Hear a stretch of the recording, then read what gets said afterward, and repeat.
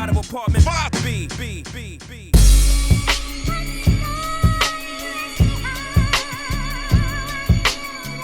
You're now tuned into the Apartment 5B podcast, where we chop it up about hip-hop, R&B, sports, love and life.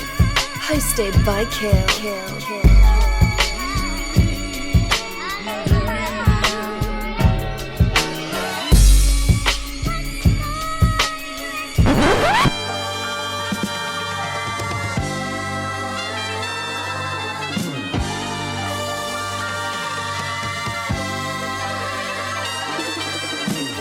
sweat trickling down your cheek, thundering, shaking the concrete. Niggas know block lines, any motherfucker whispering about mines. And What's good? You are tuning in Apartment 5B, hosted by your man Kill. I got my squad with me, in effect, Little Sis, Porsche. What's going on? Here's the thing, y'all. Well, go ahead, Porsche. What you gotta say today? Nothing. Ghostface Porsche. I have to apologize for my lack of camera. I had some issue over the weekend with it, and it's just not functioning. I have one on the way. Here's the thing. Let's keep this a buck, y'all. Let's keep this a buck. This is Rory and Mal all over again. Porsche goes through this thing every 4 months. I don't pay her enough. She goes on strike, and we go back and forth. This is just it's just happening more often now than what it normally does. So don't worry. True. No, it's very true. So we're gonna get everything straight with the money and everything like that. Porsche will be back in effect. We do not want to lose her, but it is getting a little aggravating that she does this every 4 months. Like, I'm trying to keep up with the pay scale of co-hosts, and obviously I'm not being able to keep up with it. You know, running a little lowly teen center, but you know, we're gonna get it together one day. Yo, you're gonna have people hit me up like, stop asking Joe for money. Nah, I'm joking. We're all joking. We're all joking. Porsche's camera is just done. JR, what's going on, good brother? What's going on? Feel good to be here, man. Ready to have a good time. All right. Bro, what's going on, man? What up? Shout out to Ghostface Porsche. Right. Right. I was about to crack a joke. It may have been an inappropriate joke, so I don't even want to crack the joke. So I'm not gonna crack the joke. Oh, that's whack. No. Well, JR, the joke was about you, so I'm glad you said that's whack. So good. I'm glad you said that's whack. Do you have like a secret love child or something over to the side? Like every episode, you're like over to the side looking like who lives with you? Oh no! Like who? You got a secret chick on the side? Like you got a side joy? Like every 5 minutes, you just see JR like, and I'm like, who the fuck are you? I thought you lived by yourself, nigga. Like.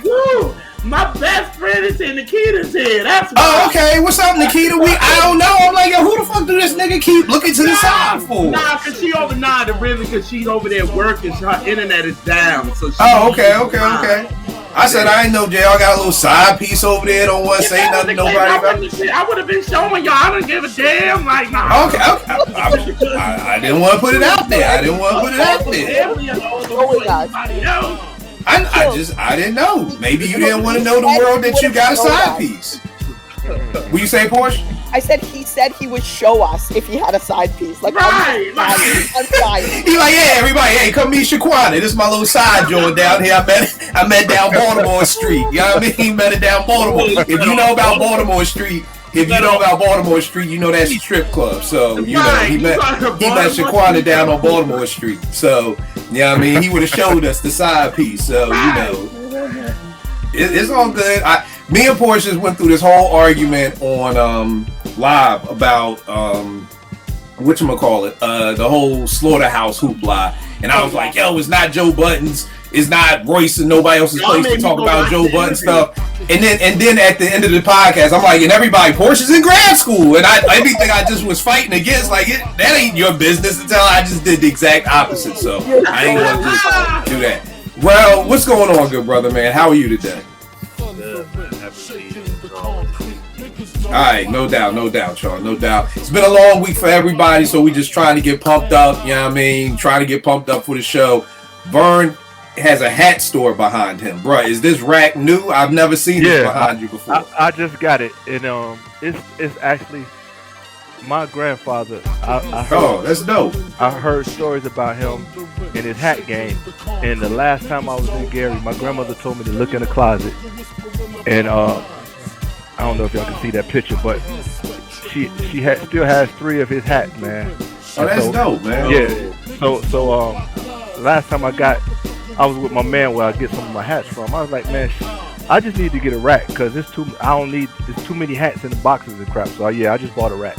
That's dope, man. Yeah. I need to learn how to rock a fedora because I feel like y'all niggas must take a class because I feel like if I just put a fedora on, it would not. No, I'm dead ass. Like even when niggas be having their scarves tied, I'm like, how the fuck did y'all learn how to do that shit? Like I just used to put a scarf around my neck. Like y'all be having them intertwined and all that. I need a YouTube channel on how to wear a fedora and a scarf. I don't have that game yet. The last time I was at the spot, another dude was talking to your talk. And I was like, brother, you have to understand, I didn't wear fitted until I was in my 40s. Now I got like 50 of them. I didn't wear fedoras until 3 or 4 years ago. Now I got like 13 or 14 of them. You just got to do it, and you will figure it out just like anything that you didn't used to do. You just start doing it, and you figure out how to flow with it. You start like before you had your beard, you wasn't up on beards. But when you start growing your beard, you figured out the nuances, and you talk to cats that had beards and stuff. So it's the same thing. All right. I mean, when I come to Atlanta, we gonna get a fedora. Vern gonna give you on the fedora game. Get me right. For sure. All right, y'all. Y'all know me. Let's get into it. This week we are chopping it up about. Well, let me tell you where it came from. One of my people's on Twitter, and I forget everybody's name. I always want to give credit where it's due. But Shorty had posted a picture of an apron that she had and said Raekwon the Chef with the Wu-Tang joint on it. And I was like, yo, that's an ill apron. But then it had me thinking, the Chef is an ill nickname. You know what I mean? Like, you know, like that's just dope. That's a cool way to be like, yo, I cook coke without saying I cook coke. Like I'm the chef or whatever like that. So it had me thinking, what rappers and MCs have the dopest nicknames? So that's what we're going to be chopping up about. Very lighthearted show today. Prayerfully Porsche won't assault me today for anything of my opinions on Slaughterhouse. We will talk about Slaughterhouse at the end if anybody has listened to the album and thoughts on that. But Porsche, set us off. Who's an MC that you have who has a dope nickname? Okay, I actually, when I wrote this one down, and this was the first one that came to mind, I thought, oh no, Kill might have this, and he might kill me for saying this. Maybe now say it. Him. Beanie Siegel, Broad Street Bully. Yo, I really honestly didn't think you were gonna say that though. I mean, I really thought you was gonna say so many other people. I thought you were gonna say Frank White. I'm like, oh, I'll take Biggie. That's good. I was not expecting you to take Biggie. Sorry, it's cool. Beans' name has always stood out for me, like his nickname. And I've always, it's one that I remember most of them, but this one just sticks out because I'm not even from Philly. I've never stepped foot in Philly, but I've heard of Broad Street in Philly. Do you know what I mean? Like, it is a major street. I think it's very historical in the city. I'm not sure about, like the back end of it and like what happens on the street level. But just in terms of Philadelphia, like Broad Street is very, very well known. And for Beans to be the Broad Street Bully, like I just absolutely love that. I think Beans has his first few albums I absolutely love. And I always try to champion him where I can, and I just think that as that being his nickname is just brilliant for me. I absolutely love it. So for me, my very first one is Beanie Siegel, Broad Street Bully. I did not expect you to set off with that. There were so many other nicknames. I was like, yo, you are gonna go with. You threw me with that because that was gonna be my first one. I'm sorry. I knew. That was my first one too. And here's the thing with just even the nickname Broad Street Bullies, that goes back to our hockey team, the Flyers. That's what we used to be called, the Broad Street Bullies. Yep. You know what I mean? And the thing about Broad Street, and I learned this in math class, one of the few things I learned in math class during the summertime, if you can see that Philly is really built like a grid. So you have Broad Street that runs from the top to the bottom, and Market that runs, from east to west. And everything else is kind of like in between that grid somehow, some way. So Broad Street runs all the way from South Philly. The last stop is all of our stadiums. And the last stop on Broad Street is all the way Cheltenham Avenue, which is uptown, up where I live at. So you could just stay on Broad Street the whole ride, and you're gonna go through North Philly, South Philly, just everywhere. You're gonna go through Temple University. So just Beans and his bravado with the Broad Street Bully nickname, like that's him. You know what I mean? Like he just seems like he's the bull who can walk up and down Broad Street. And ain't nobody gonna say nothing to Beans. So I just think that nickname is so fit. Rel, what are your thoughts on the Broad Street Bully? Man, that nickname was like a pride thing too for us, man. Like, you know what I'm saying? We were prideful when he started calling himself that, you know what I mean? And like Porsche was saying, like she don't know what like happens on the side streets or whatever. It's crazy, like how you was saying how it run through the whole city, cause like those side streets is like every hood you can think, like Broad and Erie, Broad and Army, Broad and Venego, Broad. You know what I'm saying? It's just, it's crazy. It run through the whole city, man. That's an important, you know what I'm saying? That's an important street in Philly. You know what I'm saying? And when Bean started using that, man, it was like, he took pride in that. You know what I'm saying? That was the first one I was gonna say. Because, that Broad Street Bully hockey team, they used to kick everybody's ass back in the day. You know what I'm saying? Like they were like one of the roughest teams. Yeah, they were real physical. You know what I'm saying? And it just fit Beans, man. It just fit his whole image and how he, the image that he portrayed when he came out. So that was a good one. All right, Porsche took the big joker from the door. Oh, I'm so sorry. Nah, it's all good. It's all good. Okay, from now on, we should implement a rule that there's no rule, Porsche. Not do Philly stuff. There's no rule. Go with it. Throw out the big joker first. I'm gonna go with Method Man with Johnny Blaze. Ghost Rider was one of my favorite comic books growing up. I'm sorry, I see the look of disgust on JR's face. I apologize. But Johnny Blaze ain't a damn thing changed. Just Ghost Rider, Jonathan, the Soul Brother #1. Just even the way that Meth would play with it, like you know what I mean, like.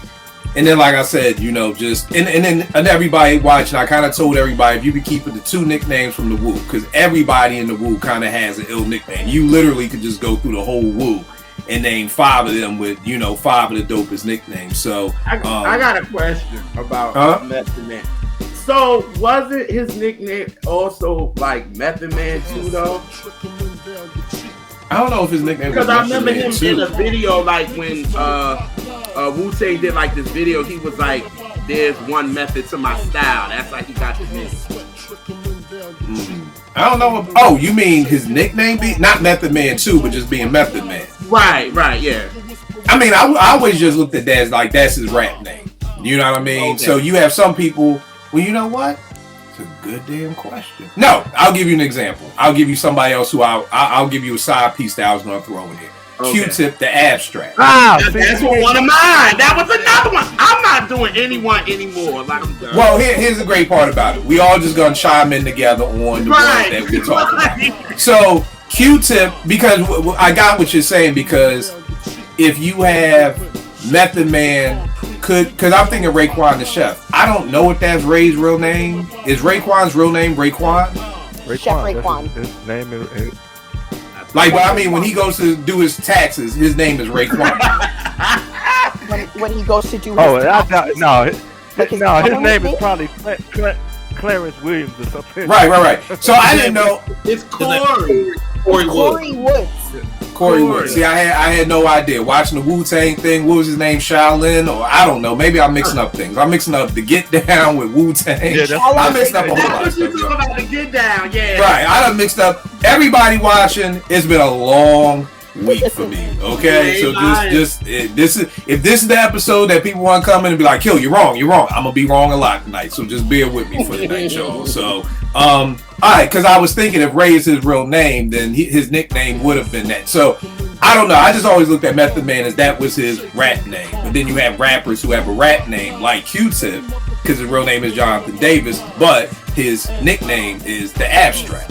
Right. You know what I mean? So his name is Clifford, right? Right, but I mean his rap name. So his rap name is Method Man. The same way Q-Tip's name is Jonathan, but his rap name is Q-Tip. But then Q-Tip's nickname is the Abstract, Method Man's nickname is Johnny Blaze. Okay, so I got it completely wrong. Yeah, or Iron Lung, or that's why I said the Wu-Tang. Exactly. The Wu. If you pick one person in the Wu got 8 nicknames just as is. You know what I mean? So, that's it, bro. What are you gonna say about Q-Tip? I knew it was the abstract. At first, I put the abstract poet incognito, but then I'm like, that's just the verse. So, but I do know that the nickname is the abstract. What about that, Vern? Yeah, I also have my title is Ja, the abstract poetic. So I said abstract poetic. It's just a nice little spin off on Q-Tip. It kind of conjures up ideas of how he rhymes in an abstract way, I guess. So that's all I gotta say. But don't be using examples and taking our stuff. So, but that's why I wrote about 9, because I knew this was gonna happen. So I got a couple up here too. Bro, did you have something about Q-Tip, or JR? Did you say Q-Tip is on yours? I was gonna say Q-Tip. I always, when he, his verses on verses about abstract. That was from the abstract. So that was like dope for me, and I was like, oh, I like that joint. You know what I mean? So I've always liked his name as abstract. To be honest, sometimes I don't even call him Q-Tip. To be honest, sometimes I just be like the abstract, and sometimes people be like, who? I'm like, yo, Q-Tip, like that's what I'm talking about. But I just posted this on Twitter. I don't know if people can see it, but that's an old picture of Q-Tip. It says the abstract poetic incognito. From up in my mom's room at the crib. What are you gonna say, bro? And I think the abstract not only fits his rhymes, it fits his production as well. Like for a while, like for me it was hard to explain his production, you know what I'm saying? It was just dope, you know what I'm saying? Like when Nas wanted him to do work on Illmatic, he was like, just that shit you be doing. Like let me kinda how I looked at it too. Like I can't really explain it. It's just dope, you know what I'm saying? And like abstract paintings, when you look at it, you might not understand it, but you know what I'm saying? So I think it fit with his production style as well. Yeah, and it's funny you saying that, because I was going to use One Love as an example. You know what I mean? It's hard to explain One Love. It's just...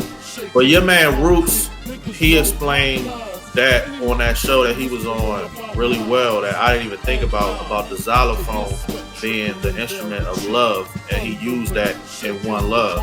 And that was a jewel, because that would have never, you know what I'm saying? No doubt. So JR, have you gone yet? Because I know we all just chiming in, so I'm gonna lose track. About 3 of them, y'all done said of mine. So, and I done spoke for all 3 of them. So you got to give me another one then. Well, I mean, I was gonna say Big Frank White, so I was gonna go there. But, all right. I mean, it sucked because Big had to go through so many names. Because at first he started with Biggie Smalls. Then we know how that went. Somebody already copywrote it, so he couldn't use that. So then he went to the Notorious Big, and then Frank White. So I was like, yo, whatever. Like, you know what I'm saying? But I thought Frank White was dope. I thought that was it was ill to me. And I like how he played off of it with Francis. You know what I'm saying? Right. Yeah. And I mean, for people who have never seen it, go watch The King of New York. You know what I mean? The main character in that was Frank White, hence Frank White, Biggie, The King of New York. And King of New York is just one of my favorite movies ever. Like, I just love it. You talking about a young Larry Fishburne in there. The soundtrack is so dope. You know what I mean? The score, I mean, there's so much Schooly D stuff up in there. So, just an incredible movie. If you've never seen King of New York, definitely peep that, because that's where you got Frank White from. Vern, which one of yours, good brother? All right, I'm gonna go with a combination. Daddy Fat Sack, Sir Lucius Left Foot, the son of Chico Dusty. Nice. Yeah. Big boy. I mean, they're very creative. Each name conjures up feelings and emotions. You know, Daddy Fat Sack, you get that. Then Sir Lucius Left Foot is on some pimp, some Savannah stuff, and then the son of Chico Dusty is an old, I guess, to his pops or whatever. So that's the first one I'm gonna go with. Yeah, man, I love that. That was one of the people I had down on mine. And like you said, it's just so many nicknames that he has or whatever like that. And just again, just a dope, underrated MC who I honestly think will never really get his flowers, which is horrible. You know what I mean? Because I've always told people like Big Boy to me is one of the greatest MCs ever because he can do it all. He's the quintessential all around MC. You want him to spit at 128 bars per minute, bombs over Baghdad, no problem. You want me to spit at 66 BPMs? I can do that. I can do this. I can jump on this. I can give you the I like the way you move. I can give you whatever he literally can give you, and it's always gonna be dope. You know what I mean? I think Porsche, me and you are probably the only people who do it, but to me, this is a 5 mic album. Like I really honestly love this album. I stand firm on this being a 5 mic album. I still play it constantly to this day, and I feel like a lot of people who are Outkast fans, they're so stuck on not getting that 3000 album that I know people who love Outkast who are like, oh, I've never heard a Big Boy solo album, and I'm like, damn, bro, like how can you love Cast that much but you don't? But here's the crazy part. But I bet you a pair of Jordans, you listen to 3000 album if it dropped. You know what I mean? And again, I don't understand. I don't want to call it hate because I don't think it's hate. It's but ignorant. It's okay, ignorant. there you go. No, I mean because think about it. I mean, you know what regard I hold 3 Stacks in, but right. If 3 Stacks is that dope, and this nigga's holding his own against him on every album, because tell me Big Boy is whack. You can't. So you got to give him his due. I mean, I can go on for hours about this, but yeah, it's just ignorance. It's ignorance. Yeah, I can go with ignorance too because, and I mean, I don't know if it's favoritism. I don't know if people like 3000 more. I always love both of them. You know what I mean? I think for me, being a fan, I've always, I guess, gravitated to the MCs that I would feel comfortable with hanging out. If you ask me, like, if I'm coming to Atlanta and it's like, yo, Kill, do you want to hang out with Andre 3000 or Big Boy? Nigga, Big Boy. I don't know where Dre gonna take me. We could be sitting somewhere having a picnic playing fucking violas and flutes. I know Big Boy gonna have me out in Atlanta. He gonna have me out having fun. We gonna be having a good time. So again, I think I've always just gravitated. If you ask me who's my favorite person in Outkast, it's easily Big Boy. You know what I mean? So, and I know that's the minority way of thinking probably for a lot of folk. They love 3000. And I don't know if it's because he just never gave us anything.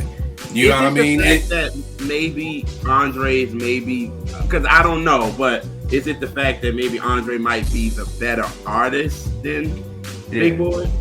Well, I'm asking. Please. I don't know if he's the better artist. Here's the crazy part, because things go in waves. Okay, because most of the people I knew who really liked Outkast, like hood dudes who liked Outkast, they liked the first album. They liked Benzo or Beamer. But when 3000 started going out there like that, you know what I mean? And you turn on, you know, a late night show and he'd have on football shoulder pads and a green wig looking crazy. It was like, yo, Kill, come get your man, my nigga. What's wrong with your man? You know, it's just like they said on Stankonio. Yo, what's up with your man? Is he in the cold? Is he gay? When y'all gonna break up? When you gonna wait? Like, people, I don't know how that happens where it's just like people forgot that people weren't fucking with 3000. You know what I mean? Like that people stopped being fans. I know Outkast fans who never heard of Quimini. Because never heard of Quimini because when they saw Rosa Parks and Bombs Over Baghdad, they was like, yo, what's your man wearing? You know what I mean? And they stopped. So it's just so crazy now to see the world be like, where's 3000? Where's 3000? Where's 3000? Because there was a time when niggas was like, we don't want to hear 3000. But now all of a sudden it's cool to be like, Andre 3000. I said this before in the episode. I remember when Pharrell first came out. Niggas was like, yo, who this gay dude? Who this dude with the child molester mustache? And it was like, yo, Pharrell was whack. Then all of a sudden one day, I guess after Super Thug, Pharrell just became the shit. And then everybody, and I'm like, nah, niggas. I was there. People were looking at Pharrell like, yo, this weirdo dude over here. And then somehow, I don't know, because he started hanging with Jay or whatever happened, but it just switched. So I have no idea, because there was a time when niggas was like, fuck that weirdo nigga Andre, which is why Andre spoke on that. And I'm sure, Vern, I'm sure in Atlanta niggas in the hoods were like, yo, what's up with your man? Right. This man out here wilding, man. And that's the reason why I love Big so much. Dre is one of my favorites, period. So I don't unequivocally, but Big tied him to the street. Right. So the hood niggas from Southwest was like, well, if he rocking with him, he must be cool. And so, right. And then Dre would even say, I mean, Dre has gone on record to say that Big is a better rapper than him, you know. But I mean, smarter, because that's the other thing they try to equate. Like, Big is from the street, so that nigga was a straight A student.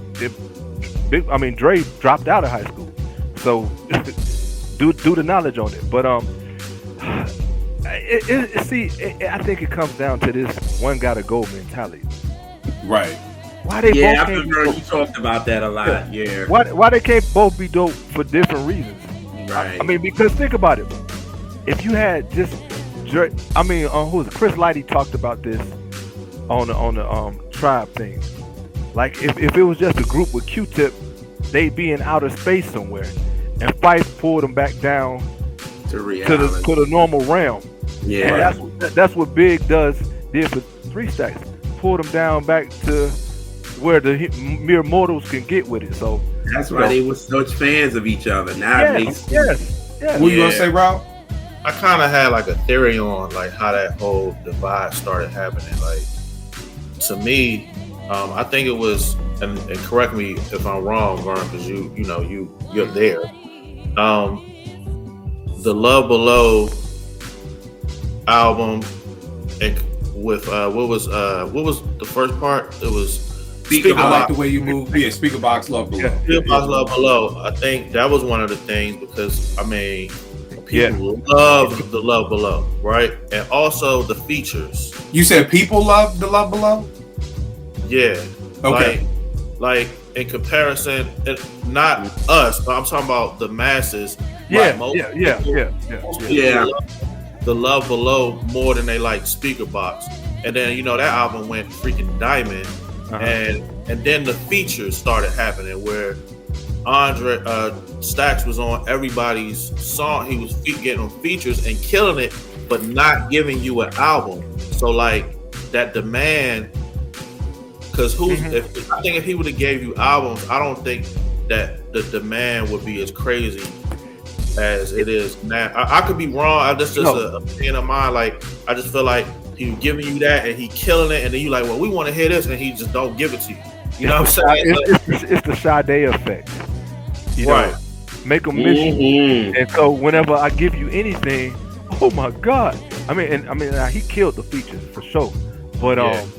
But that's a good theory, real. And the Outkast albums, I never looked at listen to the Outkast albums and say, damn, Dre is killing. Right. Me either. Right. No, I never thought that. Like not to me. You know what I'm saying? But that narrative, I think, happened with that double album and with the features. That's what I think. Because on them albums, it is even. I think that's what makes it so great. Exactly. So great, because on them albums, it's even, bro. Like one might get over on the other one on a specific song, but as a project, it's even. You know what I'm saying? So I don't know. That's my theory. I mean, if Outkast put out 4 albums and Dre was just killing Big, they'd be like, man, get Pros out of here. But nobody said that because those that's albums a good point. Wouldn't be that great. That's those real. Wouldn't be that great if it was like this. No, those boys equal. Yeah. Yeah. I agree. Nah, good point. And I think a great point, Rel, is the whole Speaker Box Love Below, because then, like you said, that Hey Ya took 3000 to a whole nother level. You know what I mean? So whereas I'll never forget when I heard Hey Ya, I was like, yo, I like this. Of course, all my niggas was like, yo, you fucking bugging. That shit is trash. What is that? That ain't even rap. Like, he ain't even rapping or whatever like that. But there's so many more people that Dre touched with that song than Big Boy did with I Like the Way You Move. So like you said, it's kind of like, you know, now he's up here and, you know, I Like the Way You Move is down there. And it kind of opened him up to a whole new audience, you know. So that's definitely a dope part. Number one. Yeah, very dope. Very dope. Vern, you did Big Boy Route. Who you got for your first up? I got plug 1, plug 2, plug 3. De La Soul, man. It's like simple, but you know, but clever at the same time. You know what I'm saying? And I was reading like the reason they did it like that. It was basically, you know how their image when they first dropped, and it was basically their sound and music coming from out of space or somewhere else, transmitting from Mars, transmitting into the 3 different plugs into that's crazy to me, you know what I'm saying? And I just thought that was dope. And I'm noticing, like, I mentioned De La Soul a lot, and I'm like, damn, are they my top 3 favorite group? Like, you know what I'm saying? 'Cause I never, if you would have asked my favorite groups, there's some obvious ones that I was saying. I'm like, damn, maybe I need to reassess that, man. Because you know what I'm saying, I'm always mentioning De La Soul, and I'm like, I mean, their catalog is crazy, so maybe I need to reassess that. But I'm gonna go plug 1, plug 2, and plug 3. I always thought that was clever. Yeah, that's dope. Yep. That's dope. Yep. Yo, Kentucky is really losing to St. Peter's. Yeah, man, they are, because all right, here we go. Y'all lying for real? No, I'm dead ass. 15 beating the number 2 with 7.4 seconds left. They down 4. Yeah, and St. Peter's got the ball. Hell no. Hey man, and March Madness, when you got an old mature team that's structured, and you got some guys that just out there athleting you, you got a point there. You can get beat. Yeah. Good point. Porsche, what you got up next? What you gonna steal from Philly this time, man? I'm not stealing anything from Philly, but I'm gonna save this before somebody else does. Pete Rock, Soul Brother number 1. Absolutely one of my favorites. I wasn't gonna let you guys take that one. Here's the funny thing with Pete. I had the Chocolate Boy Wonder, and I was like, I just can't say that. I just can't. Like, I'm not saying you the Chocolate Boy Wonder. Like pause. Like, I'm not saying that. Soul Brother number 1 is the much better nickname to go with for me. The reason I went with that one rather than Chocolate Boy Wonder is just because I love that Pete sort of weaves that into the album titles. He obviously got it from the album titles, maybe, but also his soulful beats as well. Like, it's just he weaves that nickname into his craft, and I think that that's brilliant because it becomes synonymous with Pete Rock. You know what I mean? Now it's like unmistakable, and it's forever going to be recognizable, and it'll live on as his thing forever. And then, as a slash to that, I want to add Grap, who's also on my list because he's the younger Soul Brother. And Grap was actually just tweeting about how that became his nickname over time. And I love that because, as we know, Grap has done some production throughout the career of Pete Rock doing dope production. So I just think that Grap also needs to be mentioned alongside Pete Rock as well. So Soul Brother number 1 and the younger Soul Brother, and I just think that that's just the dopest ever. You know what I love? I love on Twitter. It just happened about 2 weeks ago. Man, that's Pete Rock did it again. And Pete was like, "Oh well, actually, Grap did that beat." Yeah. Is something new out or so Grap. Nah. It was something that was done. I can't even remember, but okay, maybe that Half Man, Half Amazing. Half Man, Half Amazing. That's always the one that people are like, "Oh, I love that beat. Pete Rock killed that," and it's like, actually, that was Grap. Grap did that on our show when that Soul Survivor that he did with the what is it? What is the group with Jade? Shit, I can't think. With Jade? Jane. EPMD? Oh, Loose Ends. Loose Ends, thank you. Oh, all right. And You see, I'm talking about Jane, EPMD. You talking about Jane the song? I'm sorry, I can't sing. I'm sorry. I understand, bro. You know I understand this week. Yeah, and Grat found that beat, and he was like, "Yo, people go to Pete Rock and was like, yo, you killed that beat." He was like, "Nah, my brother did that beat." Like he came up with the beat tape for it. So that's dope. That you said that too, Portia, because Pete Rock will give his brother his credit, and that's dope. That's so dope. Yep. Yeah. I'm still in Philly. Porsche, you did a double down, so I'm gonna do this with Black Thought with the Bad Lieutenant and Malik B the M the Illa 10. When the Roots first came out, I always talk about. Let me explain this to folks because I say this all the time. People get confused. If I'm not a fan of you, it doesn't mean I don't like you. You gotta say this every time we talk about it. I got to because people. I'm gonna go into a whole Twitter rant at the end of the show, but you are. It just means that when I think of a fan, it's like I'm hype. I want to buy your album. I'm waiting on what's next. When the Roots first came out, I wasn't really a fan. I was like, yo, this is cool. You know what I mean? I'll see what comes from it, but I can't say I was a fan. And then my man Sirk came through my crib and was like, yo, man, I know you don't like the Roots and they jazzy beats, but yo, Black Thought done changed the name to the Bad Lieutenant. You know what I mean? This nigga is on some real shit. Like, and then I heard Clones a couple of months later, and I was like, oh, this is what my man was talking about. Like, this don't sound nothing like No Proceed and Mellow My Man, and Clones was hard. So I was like, oh, okay, the Bad Lieutenant. And I don't really think he's stuck with that nickname. But I know at that time, like, even if you watch the video Clones, if I'm not mistaken, when they write his name, it's like Black Thought the Bad Lieutenant or whatever like that. And I'll even to this day say the Bad Lieutenant, like just off of the way that I loved how Thought used to play with his words like that. And then Malik B with M the Illa 10, the Bad Lieutenant, Kill You Can't. Like Malik B was just, again, R.I.P. to, if we're talking about Big Boy pulling Dre down to earth, Malik was the street part of the Roots. You know what I mean? The Roots, Questin and Thought, they was on some performing arts shit over there. Malik was the nigga who was around my way on Oganza Avenue, and when he talked about HRM, Brickyard, the Hollow, like he was the one who was the street part of the Roots. So I got Bad Lieutenant and him the Illa 10 for Malik B.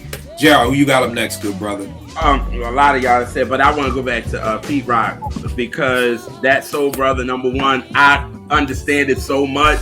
And when he called himself that, it was crazy because it's a lot of stuff that he used that he's a soul dude. Like what he used for Troy, he used When She Made Me Promise on the beginning of the end on that album that has Funky Nassau on it. But people don't even know about that because everybody knows about Funky Nassau. But people don't know about When She Made Me Promise. You know what I'm saying? So like Pete Rock, when he used that name, because there's some people that be like, I'm on some soulful shit and they ain't soulful at all. So for me, I was like, yo, that's dope. And then when he used for Straighten It Out, he used what was the Ernie Hines and the Cool. Yes. You know what I'm saying? And nobody knows about no Ernie Hines. Like, that's some soulful shit. So, like, for real, when he used that name, I was like, yo, I had him actually #1 on my list with Soul Brother #1 because he gets that name, yo. And being an R&B head, I get it. So, yeah. It's funny. Resident Apartment 5B lawyer Trey Lee is in the building. Tracy Lee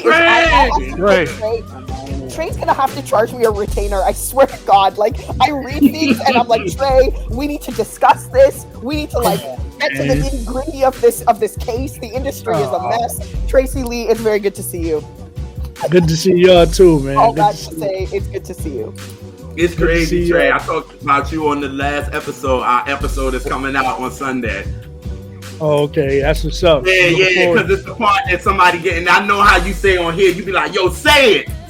Yeah. And I'm like, so somebody said something on there on the episode, so I did it. They was like, "Who do that?" I was like, "Trey Lee, yo." Yeah, Vern, what up? Where you been at, man? What up, Trey? Bro, man, out here trying to make $1 out of 15 cents, man. Vern out here selling houses like niggas sell crack, man. He just on the block. He on the corner. I can dig it. How's Bring your going? brothers out. What up, bro? So Trey, what's good with you, man? What's one of your favorite rapper nicknames, man? I mean, I know somebody already took it, but Funk Doc. Nah, we haven't got there yet, bro. We haven't got there yet. It's on my list, but we didn't get there yet. Funk Doc, man. That's, Funk Doc the spot, man. Come on, Redman. You don't understand and realize how super duper dope and where he was when he came out. He was at the top of the game, man. You talk about 92 to like 94. Well, nobody's seeing Redman like that, man. You know what I'm saying? Then Nas and Big came after that, but shit. Redman came and just kicked a mud hole in the whole scene, man. Yep. You know what I mean? So that's one. I mean, how many you want? You give us two right now. Okay, you coming in on the second joint. The other one is real simple, and this is like one of the, like, I always say I didn't have a lot of like people that I was growing a relationship, friendship with, should I say, in this game. But one was Big and the other one was P.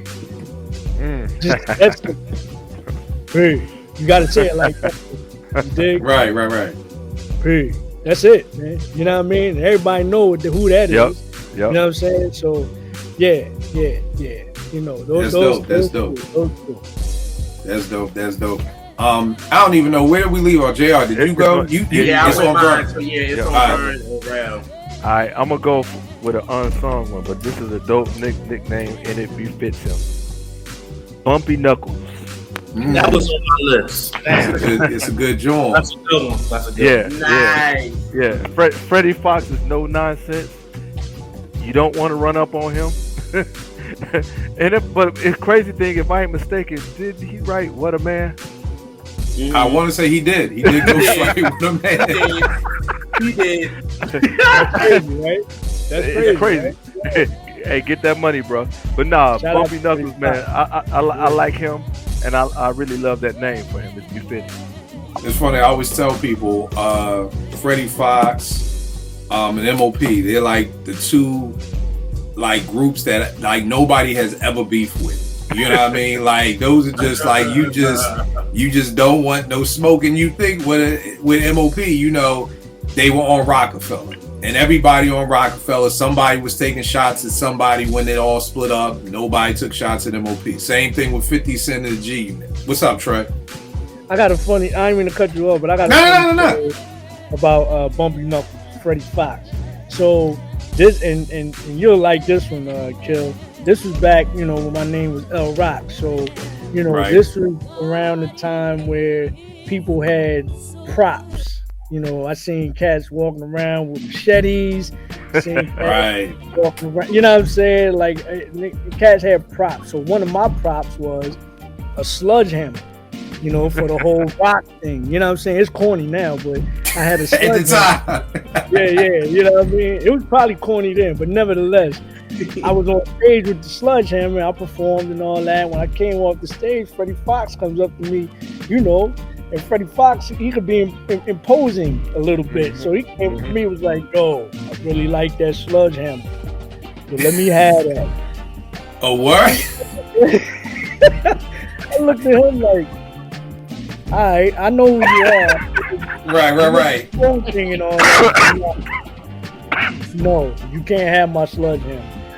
Then after that, he looked me up and down. He was like, I respect that. And then he walked away. But I was like, okay. I thought he got Nah, I feel you, bro. That's crazy. That is a crazy story that this nigga just wanted a hammer. Like, yo, give me that sludge hammer. Like, nah, man. That's crazy, man. Bro, what you got? Another nickname that's fitting for the artist is the Teacher and the Blastmaster KRS-One. Nice. If any artist could be called the Teacher, I couldn't think of nobody else more fitting than, you know, KRS-One. And then he's the teacher, but he'll also blast you. So the blast, you know what I'm saying? Like, his nickname fit.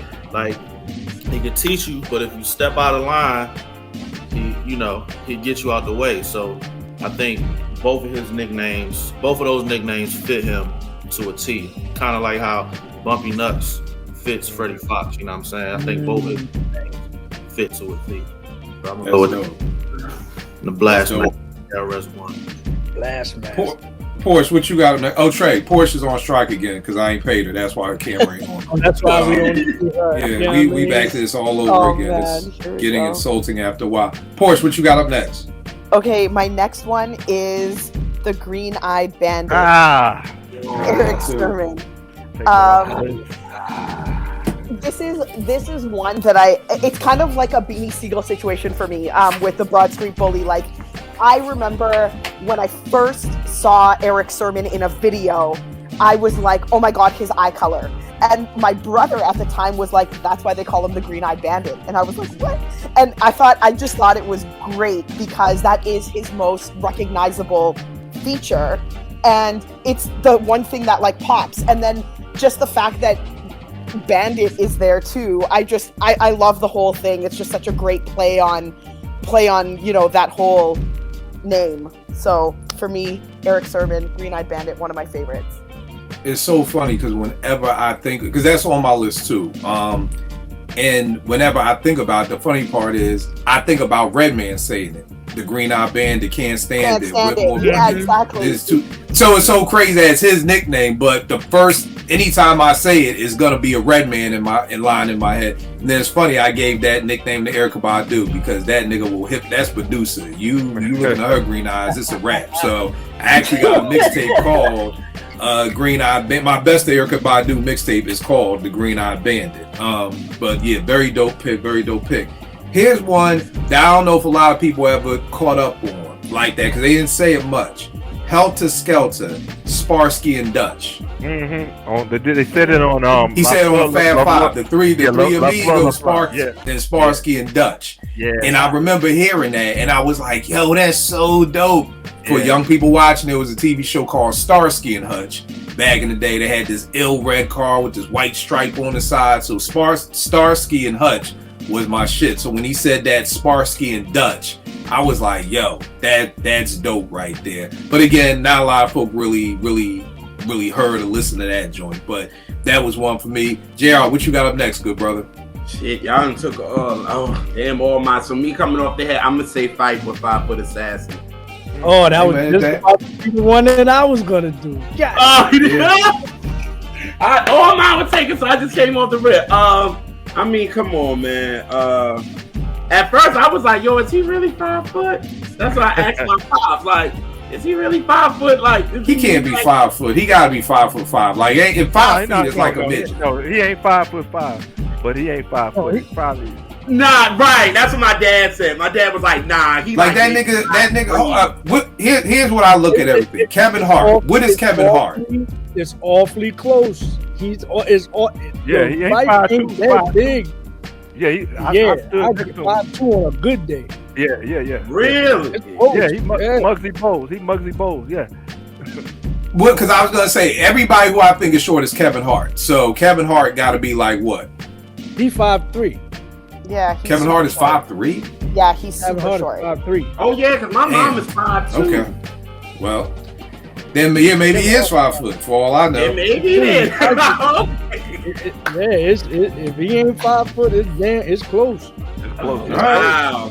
My pops was like, I don't think he's 5 foot, but I mean, he's just saying that because he's like maybe 5'2", 5'3". That's what he was like. But yeah, he killed it with that. I mean, come on, he killed it with that. So that was one off the top because everybody else, you know. And it's so funny, Vern, because again, this is another time that I feel like you said with 3000 and Dre, like what you said with Phife and Q-Tip, because when Low End came out, I was more of a Phife fan. Like I loved Butter. You know, that was my favorite song. Yeah, you know what I mean? Phife was the one with the yellow champion shirt on in the Bugging Out video. Like Phife to me gave that I guess more of the street element than what Q-Tip did. You know what I mean? Yeah. So Phife was like, and he always had the dope basketball, little throwing a basketball player in there or John Starks this, so you knew he was a Knicks fan. Like, so it was kind of like, again, I just gravitated more towards Phife because it was like, okay, he's the dude watching basketball, talking about sports, rocking champion gear and everything like that. So he was one of the first on that Mitchell and Ness. He was one of the first on Mitchell and Ness shit. Yeah, anybody. That Seton Hall jersey on, and Can I Kick It, and the Georgia Tech joint on, and he was on it early. He checked the line. All right, no doubt. That's a dope pick. Vern, who you got up next, brother? I'm gonna go with, since we on native tip, I'm gonna go with the Dungeon Dragon. Okay. Because that's the song that catapulted. I'm having a brain for you. Who am I talking about? Busta Rhymes. I'm like, yo, how you gonna say the nickname and forget the person you're talking about? I think he wanted to say his real name. That's why. It catapulted him into stardom. And it's, I think it's dope because it always takes me back to the scenario.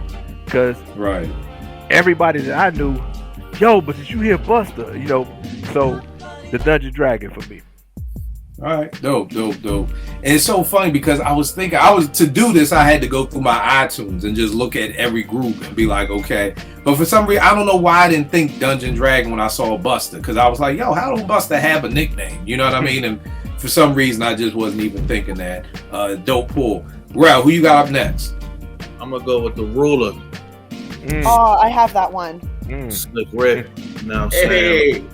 His whole style and persona, especially on that when he first came out, you know, the jewelry, the way he dressed, and he just fit that. And you know, when you come out with a classic album like that, like you on your way to being a ruler for real. But you know, we all know what happened that derailed, you know, that aspect. But you know, that's an all-time hip hop classic right there. And the way he carried himself and, you know, presented himself, the Ruler just fit. And then people bid it, you know what I'm saying? People started doing spin-offs from it and calling himself, but he's the original. So I'm gonna go Slick Rick the Ruler. All right, no doubt. That's a dope pull. Trey, who you got? I got one. I just had to dig in my bag a little bit. For you youngsters out there, y'all may not know this, but if you're a hip-hop aficionado, you should know this. I'm going to go with DJ Action, spelled AKSHEO. Vern, you know who that is. Yeah. Yes. Right. Better known as Scarface. Face Mob. Yep. Better known as Scarface. Yep. So this is a history lesson for you guys. That was his name first before Scarface. He made the song Scarface, and then that's when his name became Scarface. It was DJ Action first. You understand what I'm saying? So for all you history buffs, if you didn't know that, please look it up. 1989. Oh, nah. There you go. Trey dropping jewels out here early on. Early on. Porsche, who you got up next?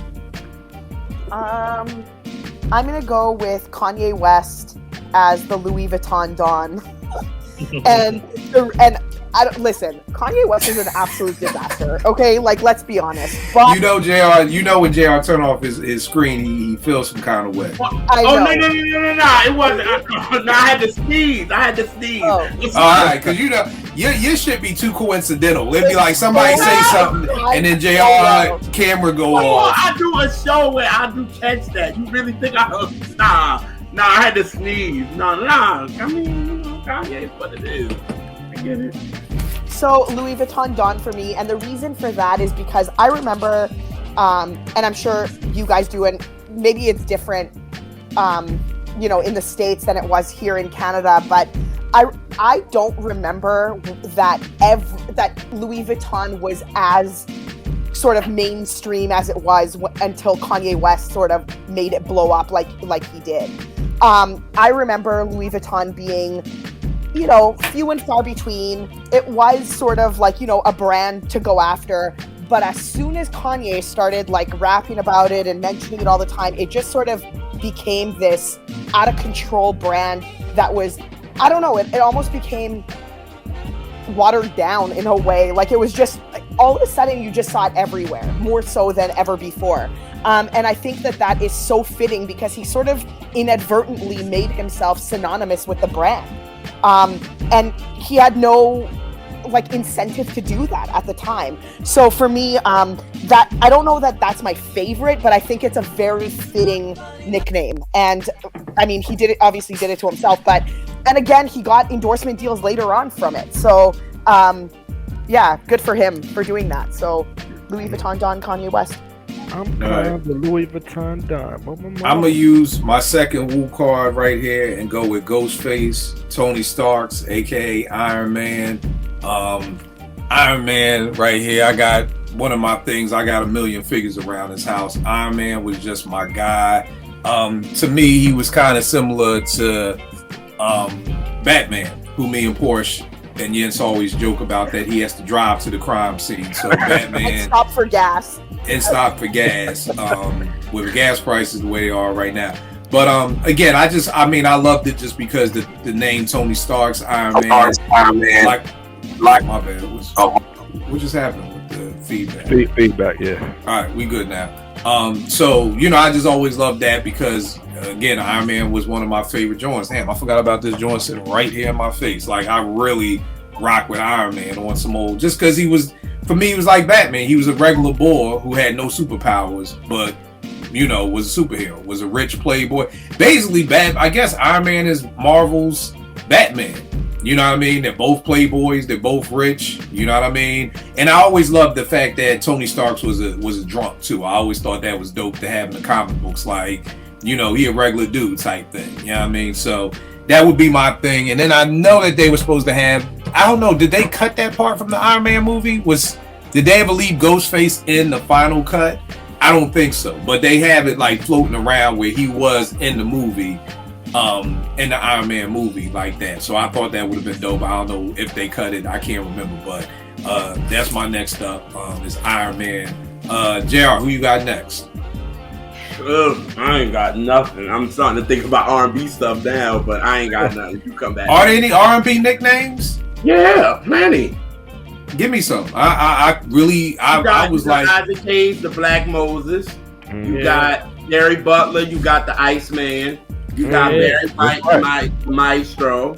You got. You know why? I forgot, JR. I forgot I'm talking to a 70-year-old nigga. I was more so thinking, New Edition, fucking Luther Vandross. Like, this nigga went back to 1949 on me. Like, it wasn't shit. You said just come off the No. I mean, that's dope because you're right, but my brain just didn't even dig like into these crates. I'm just like looking through my iTunes. This nigga went to Isaac Hayes. Bro, don't forget about it.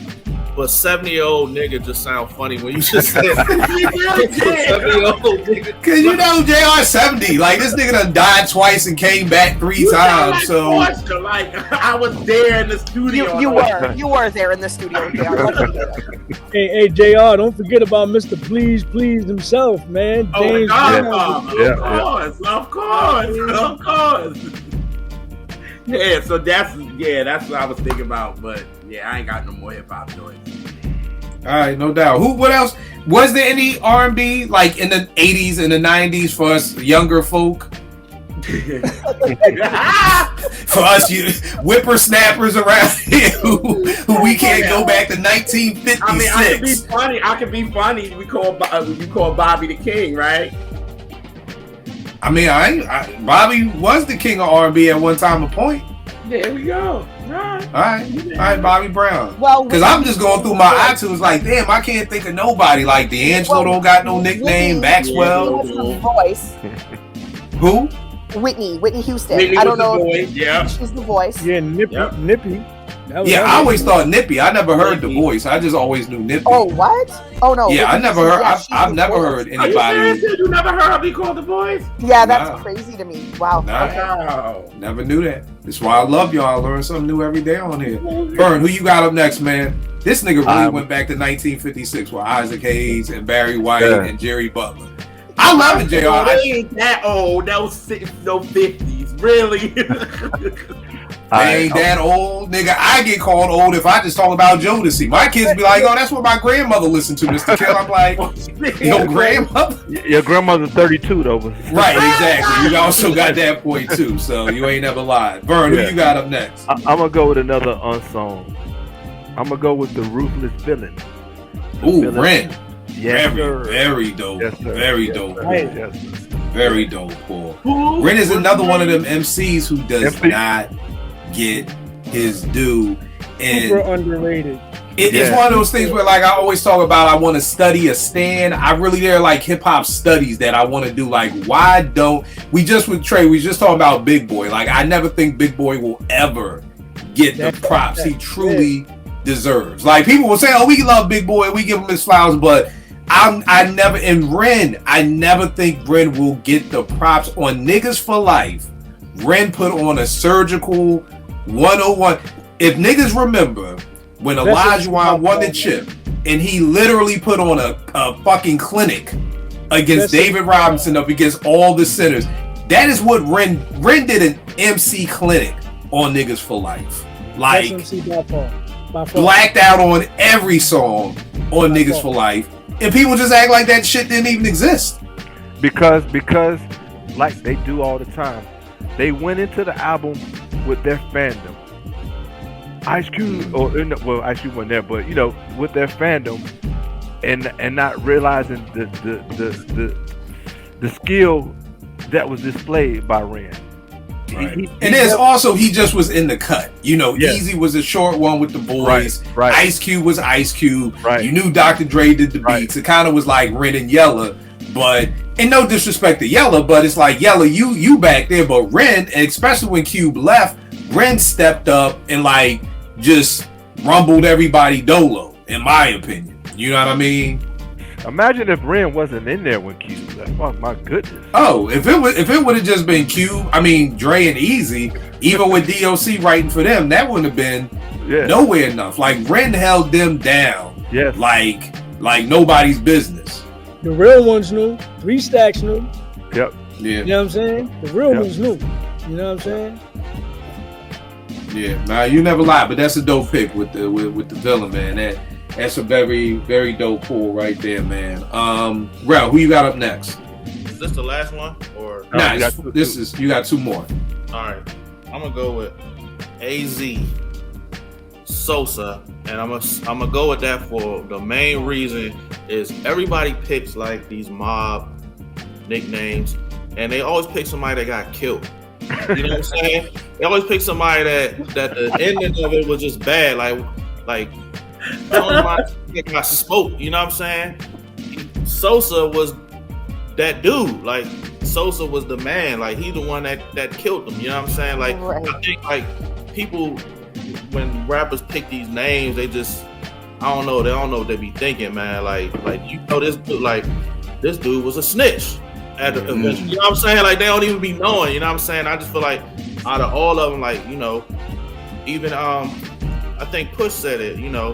He's Sosa, not Tony. You know what I'm saying? Right. When I got smoked. You know what I mean? So I'm gonna go with AZ with Sosa, because I think out of all of the the mob nicknames, most of them, the dudes then got smoked or they done turned snitch and all that. You know what I'm saying? So right. Sosa was solid in that movie. You know what I mean? All right, that's a dope pick. Trey, what you got up? I'm just pulling off the cuff. I'm gonna go with Rest in Power, the Diabolical. This is my thing. Yeah. I mean, his stature. I mean, the way he presented himself, the music that he did, especially at the time, it was hard. Like, people don't understand. Like, nobody beats the Biz and make music and the Bismarck. Like, them beats were hard, and the way that he tacked them, it was going off, real diabolical shit going off. And the way that he, just presented himself, you know what I'm saying, on the mic, on the stage. He was a showman, you know what I'm saying? And then he transitioned into the DJ shit, but Diabolical fit his whole persona to me, you know what I mean? Like, I look at him and I don't even think Bismarck, I think the Diabolical is the way he did it, you know what I'm saying? So Yeah, rest in power, man. Diabolical. Always. It's so funny. I had Biz, but I had him as the Human Orchestra. Yeah, that was dope. That was like the nickname that I pulled from for Biz. But you're right, the Diabolical is definitely, if that's the number one joint. But for some reason, just for Make the Music, the Human Orchestra named Biz Markie, like that's the one that always stuck out for me. Porsche, what's your last joint, miss? Lil' Kim, the Queen Bee. I love that one because it suited her. It suited her persona. It suited how she kind of carried herself, and like the Queen Bee. I mean, there's such a play on words there. Like it could be, a curse word, or it could be the Queen Bee, as in like an actual, insect of bee. But what the rank that the Queen Bee holds in the hive, like it's just a lot of like nuances in that name, and I think she played it really well. She was definitely, her hardcore album was some of our I think it was everybody's favorite, one of everybody's favorite drops that came out of that whole camp, Big's camp. So to me, and she became synonymous with that. She became known as that. Like, it was always Lil' Kim, the Queen Bee. It sort of just all went together, kind of like my Brown Sugar D'Angelo thing. It was always like Lil' Kim, the Queen Bee. You kind of didn't say it separately. So yeah. So you don't say D'Angelo without saying Brown Sugar D'Angelo? Yes, he does that all the time. That's my guy, Brown Sugar D'Angelo. People like D'Angelo. I'm like, are you talking about? You know what, JR? It's funny she says that because that was the only nickname I could come up with: Big Luther or Little Luther. Like I want Big Luther. Like, you know what I mean? The one that it curled quite right. Luther. Right. I cannot say D'Angelo's name without Brown Sugar. Immediately, like I love it.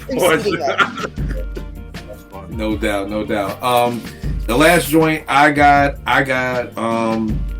Here's the thing. I don't even know if he ever went by this more than one time. But when I heard Deep Cover and Snoop said Maniac and Black call him Snoop Eastwood, I don't know if he ever went by that again. But again, the same way with the Biz, the Human Orchestra called Biz Markie. That Snoop Eastwood to me just was such a dope line. It may be not even a real nickname because he may have never ever said it again.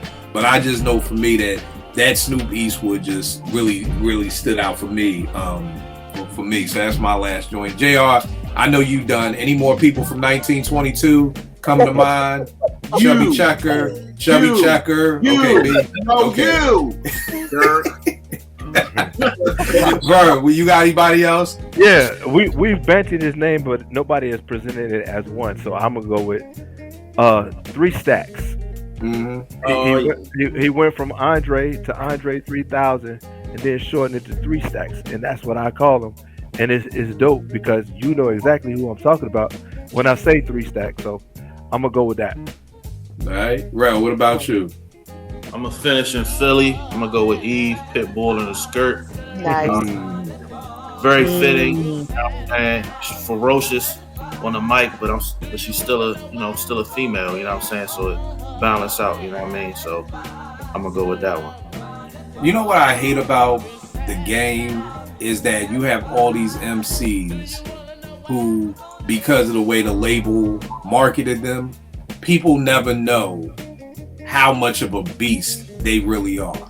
Exactly. Like I think if you're not from Philly, or maybe you didn't see one of these, Unsung, and you heard about Eve having to battle everybody, you would just look at Eve and be like, that chick from like, who's that girl? Like, you know what I mean? Like that chick, she's, you don't know. And I always go back to that 2000 realm where I never understood why labels were trying to sign these Cassidys and these FOBO fabulous dudes, but then want them to make radio songs. Like you get Cassidy, you know what this nigga is. Like, it's just bars after bars, but then you have him making Hotel. You know what I mean? Or like, I never got that. Like, why are you going to the hood to get these incredible MCs to just bring them to the studio to make fucking Hotel and make songs like that? You know what I mean? So I think it's kind of the same thing with Eve. Like, you know, you have this chick battle everybody in Rough Riders camp to just come out with fucking, you know, who's that girl or joints like that. Like, dog, like, I never understood that. Trey, I don't know if you maybe have some insight, you know, of why labels were trying to sign people who have skills, but then not letting them show those skills. It's all marketing. It's all marketing. You know, because they're trying to appeal to a wider audience. But then why not find a lukewarm MC? Why are you trying to find it? I mean, because, you know, I've never been a proponent of a person that, you know, works at a label and has to subscribe to the guidelines of what the artists should be or how they should be presented. The only thing that I can think of, at least when we were getting signed, and this is a testament to, or at least the part that doesn't no longer exist, but at least back then you had to have some type of skill set, and then they converted you into the whole marketing situation and getting, but you had the foundation, you had to have some type of skill set, and so that's the reason. Now you don't have to have skill set at all, at all. Right. So, and I guess that's what I was always thinking. Like, why don't, if you want to sign the Hip Hop Dalmatians, why are we getting these two niggas from North Philly who could spit their ass off to just have them make the hoe is mine? Like, we could have just found two random niggas on the street corner. And I guess that's what's happening now. Like, what you're saying is that's what's happening now. Because they don't have A&Rs now. You know what I'm saying? They just go for how many people are following you and shit like that. But back then, I can honestly say there were people inside that building that had an ear that can tell if you had skill. And then once you establish that, then that's when the whole marketing component came into play. You see what I'm saying? Right. Yeah, I mean, I remember telling niggas like, yo, my young boy Casty, because Cass lived across the street from me back home in Philly. Like, you open my mom door crib, I see his mom door crib. And I would be like, yo, my man is nice. He about to do it. Yo, when Hotel dropped, niggas gave me the blues. Like, this is your man? This nigga with the R. Kelly mask on looking like Batman and Robin, this is your man? And I'm like, yo, it's just the first single. You know how that shit be. Then the second single, What Gets No Better with Mashonda came out. I was like, God damn, man, you killing me out here. And the other thing, Kill, is a copycat lead. So whatever somebody had did before Cass, you know what I'm saying, and then it blew, and from a marketing perspective or from a marketplace perspective, if they saw that it turned a profit, then they said, okay, we're gonna do that right there, and all the labels followed suit. So that's what happened. They use it as like a formula. Right. Exactly. Yeah, it just killed me because I was talking about, but you know what, my niggas from Brooklyn was the same thing. Everybody was telling me, yo, this nigga Fab Sport, he's nice, Kill. Yo, we on these Clue mixtapes, Fab Sport. Then I heard Fabulous, and I was like, this the nigga who y'all talking about? So again, it just seemed like it was during that era of people bubbling and was really, really dope. I think the only time Cass really got his props during those times was when that Freeway battle, when the video came out, and it was like, oh man, yo, your man is nice, you know what I mean? And then when I'm a Hustler came out, then that's when niggas was like, oh, okay, Kill, I see your man. Like, it's funny. Essentially, that's what happened. That's what happened to the Lox. You know what I'm saying? Right. That first album was nothing like the Lox that we know, know and love, but at least you could see the skill set, and they displayed certain, aspects of their skill set within the confines of what Puff was trying to do to them. You know what I'm saying? But after they got off of Bad Boy, then you saw the Lox. You know what I'm saying? Right. Same thing happened with Mace. You know what I mean? Mace wasn't that Mace beforehand, you know what I mean? So yeah, that's a good point. See, I never heard Murder Mace. Like, I had never heard none of them tapes. So when you say Mace to me, it's that Puffy shit. You know what I mean? So we're gonna say, right. Yeah, it's funny how many Philly acts that happened to, which is kind of right. Now that I think about, because like Cass and like I remember Philly's Most Wanted came out, right, and they had Cross the Border and all that, but as spitters, Bubonic and them, they was nice. Like, they was battling it, they was nice. But when you hear like Please Don't Mind, they like, man, them niggas ain't saying nothing. And I'm like, Yeah, I'm telling. I'm like, yo, they can rap, bro. I promise you. And you know that kind of happened with them. It happened with Cass. Happened with Jay too. Miss J too. Miss J will bite a lot of female rappers' heads off. Bite a lot of niggas' heads off. Exactly. When her joint came on, she had the Timberland beats, and she wasn't really. You didn't really get to see the skill. You know what I'm saying? It happens to a lot of Philly artists, man, and it was just crazy. You know what I'm saying? Like I feel like young Chris kind of didn't get the show the shine he deserves. You know what I'm saying? Like it happened to a lot of them, man. It's weird. Like you got to be from Philly to know that some of these people really go like that. You know what I'm saying? So, No, but I'm saying that because based off of your Eve pick, it's like the same thing when people, if you're not from Philly, you don't understand how dope Fresh Prince was. You just don't. You know what I mean? It's like, I get it. If you just wake up and you looking at Will Smith, you know, if you're starting with Summertime and not Girls Don't Understand, then I can understand why you think, oh, that nigga who did Miami and Men in Black and all that. But you got to go back and really, and again, the Philly niggas, like, I remember Steady and Will having little issues and Will coming straight to the radio station like, yo, let's battle right now. Like, when I tell niggas Will was a battle MC, they like, Will Smith? I'm like, yeah, Will Smith. You know what I mean? Like, hey, man. You had to be at the house. You had to be at the house. I ain't from Philly. He'd have watched Steady in a battle back. He'd have watched Steady in a battle back. I ain't from Philly, but I know in 87, 88, that nigga burned down the Omni stage, bro. Rocking. Yeah. The thing with Will Smith is he was 80s MC. And what I mean by that is he was the party rocker. Like that's what he was cut from that cold crush cloth of I'm an entertainer. You know what I mean? So when you saw Will Smith show, he would rap, then it would be Jeff getting busy, then he'd rap again, then he'd have Ready Roxy come out, and they'd do some skits, then they'd have the two hype dancers come out. So he would put on a show. You know what I mean? Like, and that was the thing. So I mean, but I understand that again why people feel that way about Eve. People be like, yo, Eve is really nice. I'm like, bro. You're like, bro. But I hear the same thing about Meg Thee Stallion. I got niggas in Houston talking about dog. Meg can spit. And I'm like, man, I saw Q-Tip talking about he tried to sign Meg. You know what I mean? But I had no idea. The first time a lot of people saw her, she was spitting on like a rooftop, and she was spitting. It wasn't like what she was. People tell me about this rooftop video. I've heard that. Look it up. She was going in. That's like when people really start seeing her on that rooftop. She was going in. Like, you know what I'm saying? So yeah, it's crazy, man. But so definitely Eve. Trey, what's your last joint, brother? My name is Rakim Allah. All the A stands for raw. Switch it around. It still comes out hard. God MC. The seventh letter. Like what you want? Like what you want?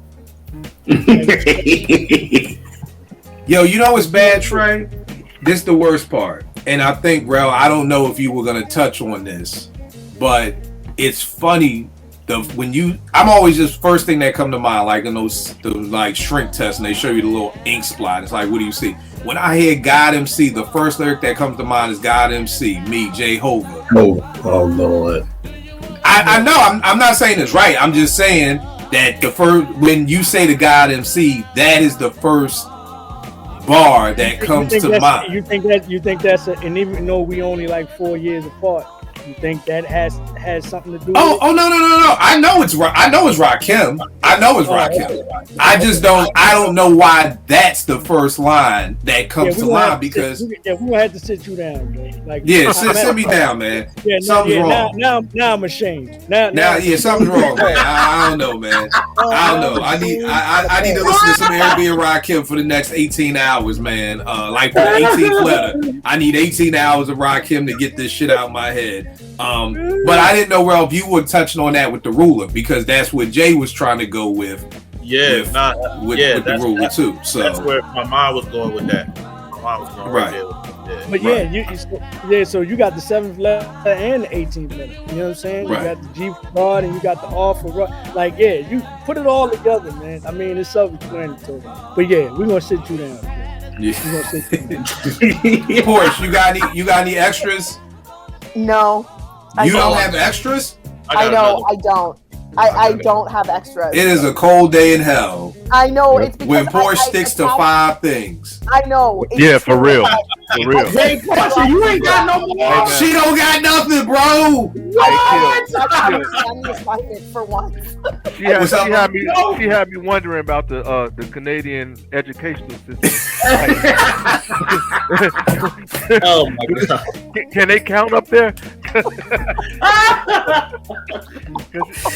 Oh God! I'm like, Porsche, give me your top 5. She'd be like, okay, here are my top 22. Okay. Right. I tried to understand the assignment for once.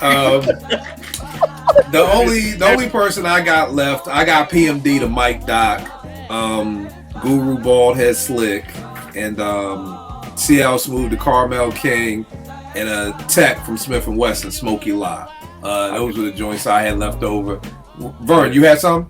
Yep, I got Rock Nest Monster. I got the Mutant, Big Gip. I never even knew that he went by the Mutant. Yeah, that's new. That's new. Kung Fu Kenny. Oh, of course. And Fontigolo. Fontigolo. I thought that's what you was gonna go first, bro. That's what I thought you were. Yeah, he also called himself Hacksaw Jim Thuggin. He's a fool, but yeah. I'm done. That's all I got. Tickle. Bro, what you got? I got LL, Future of the Funk. Okay. And then the GOAT, you know what I'm saying? Like, nobody was really saying that until they weren't. Al said it. Yeah. That's true. Nobody was really saying that, so I'm gonna go with LL, of course. All right, Trey, you got any other Johns? No, I think y'all pretty much, because I don't want to name something that y'all already named. I know y'all said Frank White, right? Yeah, we said Frank White. We said Q-Tip, the Abstract. Roy Street Bully. Yeah, I'm done. All right, so let me ask y'all real quick. Have y'all been keeping up with the Slaughterhouse hoopla? God. I just want to hear the opinions because the album dropped. You know what I mean? Porsche and I did a dope live. Porsche is an incredible host with Spaces. That shit was hilarious. We're arguing the whole time. Like, this was back to the old days. See, people think me and Porsche agree on everything. Me and Porsche met 5 years ago and we ain't agree on shit. Like every day, be like anything that Porsche said, I was like, I disagree with that on so many levels. Like that was the nature. So it was flashback to the old days. But Trey, what do you think about the whole Royce and Joe over here, Crooked and them over here? My only beef with this was I just didn't feel like it was right for Crook and Joel to talk about like Joe's vices. So when there's a line where it's like, yo, we used to drink, Joe didn't drink, he just popped his prescription pills. And I know Joe had an issue with that. You know what I mean? Now Porsche's, challenge was, well, Joe talks about it all the time. My challenge was, well, if I talk about me smoking weed, it don't mean give any of y'all the right to talk about me smoking weed, because that's my thing. Can I add my aspect please do. to that? I said Joe talks about that very openly and very publicly. And that's why, because I could understand that being kind of a no-go zone if he only ever talked about that with Joel and with the crew behind the scenes, never on wax. Fans didn't know about it, and then all of a sudden somebody comes out and they're blabbing his business all over the place. But Joe talks about it so openly and so publicly that it's almost like a green light. I still see that as a green light. Right. And see, for me, I don't see it as green light. If I call my aunt a hoe, that don't mean y'all can call my aunt a hoe. Like, I can be like, yo, Aunt Peaches be out here in these streets, but then let somebody else call my aunt a hoe, we got a problem. We got a problem that you calling my aunt a hoe. Like, it's like taboo. I can say these words and you can't. So, but again, and Royce may be the total opposite personality. he talks about drinking. You know, he went to jail for drinking. You know, he's had videos of him having to blow in the breathalyzer to start his car up. And Royce may be like, yo, I don't give a fuck what you talk about. But again, it was just, but Trey, how do you feel about that? Like, if me and you, I gave the example of this. I don't know if y'all know, but Karan Butler used to play for UConn, used to play for the Wizards. He had a book come out. And the whole rollout of his book was about Gilbert Arenas gun charges and what happened. And my thing was, nigga, this ain't Gilbert Arenas' book. This is your book. Like, nigga, it is not your place. This is one of the reasons why so many people had beef with Prodigy about Prodigy's book. Because it was like, you're telling other people's stories in your book. Nigga, this is your autobiography. This don't put me in your shit. You make this about you. So what do you think, Trey? This whole shit is a mess, man. I don't know. I guess it depends on what type of person you are. And, you know, there's two sides to the shit. There's four sides to the shit. And, you know, from a music perspective, you know, it could be therapeutic, you know, for people to get shit out, you know what I'm saying? But I'm just like, I shouldn't know about a lot of this shit. You know what I'm saying? Like, I should not be able to comment on a lot of this shit. It's none of my business. Like, I don't get, like, you know what I mean? But, you know, at the same time, if you're in this business, you know, a lot of people feel like your shit is an open book, especially if you want to, you know, in this climate that we're in with social media and all that, if you want motherfuckers to really gravitate towards what you're doing and shit like that, you know, you gotta put your life out there and shit. But I think, you know, I just shouldn't know about a lot of this shit between them. You know what I'm saying? They all skilled MCs. They all, you know, top tier, top notch talents. You know what I'm saying? They all got the ability to write and create whatever the hell they want. When you start getting personal with shit and you start putting all that shit out there for public consumption, it's like, for me, that's a turn off. Like, I don't care. You know what I'm saying? Like, that's not my business. I got my own shit to attend to. I could care less about all that shit y'all going through, man. You know what I'm saying? Unless, you know, you on the edge of fucking death or some shit and you need somebody to talk to. Other than that, like, so what? Who cares? But you know what, Trey? My thing was, why are Joe and Royce on IG Live having this conversation? Right, that's my point. That's because that's to me, and I brought this up on the Spaces. That's the equivalent of, Trey, you and your wife arguing, and you open all the doors and all the windows to your house, so your whole neighborhood, so that your whole neighborhood can hear it. That's my point. Why? Who does that? And I love them brothers. They know it. Like, you know what I'm saying? They may not know it, but I talked to, you know, Joe. Joe has the utmost respect for shit I've done in the past. You know, Royce as well. You know, I never met Joel's. You know what I'm saying? And of course, Crook. You know what I'm saying? We've chopped it up.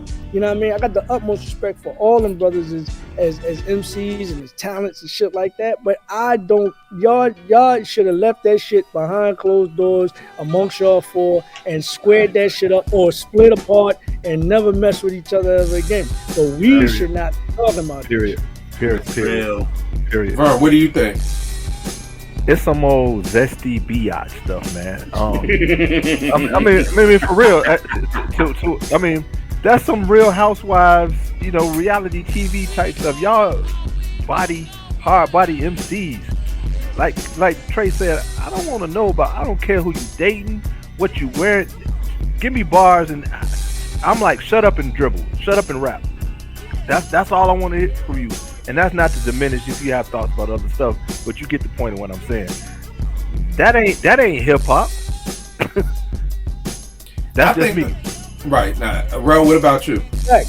I feel the same way. I just like I like I like Joe Budden as an artist. You know what I'm saying? Like, he's an asshole in real life. Yeah. He do some things, man, and I can't rock with him on his point about that, because for one, he put too much of his life out on the internet anyway. Like, he started Joe Budden TV. That shit was a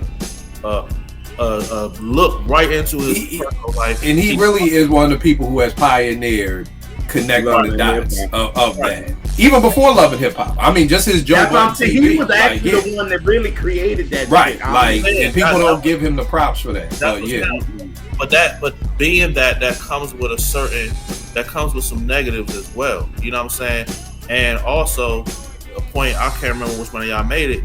Why are him and Royce on live addressing this and trying to get to the bottom of this and having a conversation and figuring it out in front of the world to see? Like, you can't have it both ways, bro. Like, y'all could have handled this off screen.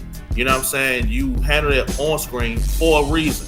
And so you got to take the bad with the good when it comes with that. Like, because you are advocate for that. You got to take the bad with the good. And you got to look in the mirror sometimes and see, why does everything you're involved with destruct? You have a self-destructive nature about you, and you got to fix it, bro. Like, I love Joe Budden, but dog, like, everything he's involved with, it crumbles, and is at a certain point, you got to look in the mirror and not look at everybody else and look, what am I doing? Why does it happen? And everything that I'm involved with, every relationship I'm involved with, every rap friend that I got, my fucking podcast, you know what I'm saying? Like, come on, bro. Like, look at yourself in the mirror a little bit, bro, and figure out what's going on. You know what I'm saying? He's not at fault by himself in this, but it's too many times with him that he needs to look at himself and be like, damn, is it me? You know what I'm saying? Can I add something? Yeah, please, Porsche. Yeah. I believe that with Joe, and I love Joe the rapper, even though he's not he's an a-hole, but I do like Joe as a rapper. I just think that Joe is very emotional. He's emotionally reactive, and I think that allows like situations and people to press buttons and get him out of character pretty quickly. I think like if you observe Joe, you know which buttons you can press to get a rise in reaction, and sometimes that's for other people. Like, for example, if people are hurt by somebody like that, then they want to be heard, they know exactly how to proceed to be heard. Do you know what I mean? They know exactly what to do on the sidelines to get a reaction from Buddy over here. Do you know what I mean? And I think that Joe sort of, because he's so public and because so much of his life has been on Front Street, that we know aspects of Joe, even though we may have never met Joe. Like, even as fans, like, we know Joe to a degree. Not all of Joe, obviously, not just what we see. But I can just imagine how much Crook and Joel know. Do you know what I mean? Like, it's just, that's just what I think. I could be totally wrong, but that's just my opinion about it. I think it's just messy on both sides, because, and the key word I want everybody to hear is seems. It seems like from Crooked and Joel that it's a money grab. And what I mean by that is, I don't need to hear a whole album of why y'all broke up. Like, I don't need 14 songs. You can give me one song, and then, like Vern was saying, let's go back to work. Like, I don't need a whole album to explain to me why Tribe broke up. You know, I don't need no album, Tip's a bitch, Fife moves to Atlanta, Ali lost his job. Like, I don't need that. I don't want that for my heroes. You know what I mean? Wait, is that what this album is? This album is the entire album is basically, it's called The Rise and Fall of Slaughterhouse. But are you telling me every song is about that? Yeah, that's what I was about to ask. Well, I'll say this. I skimmed through it, so a lot of the songs touch on things. I don't know if every song is that. The two singles they have out are both dedicated to what happened. And I even felt like that was too much. Right. I felt like you could give me one, and by the second one, let's get back to work. Because a lot of the beats on the album are good. Like, that's the thing that I'm also like, dog, like, you wasting these beats, like, these are some of the best beats I've heard either one of them rhyme over individually or together, and y'all wasting this on talking about. But I feel like it's always more people. I feel like more people will gravitate to this album than if it was just a solo Crooked album or a solo Joel album. You know what I mean? Because like Bird said, the way they marketed it, right?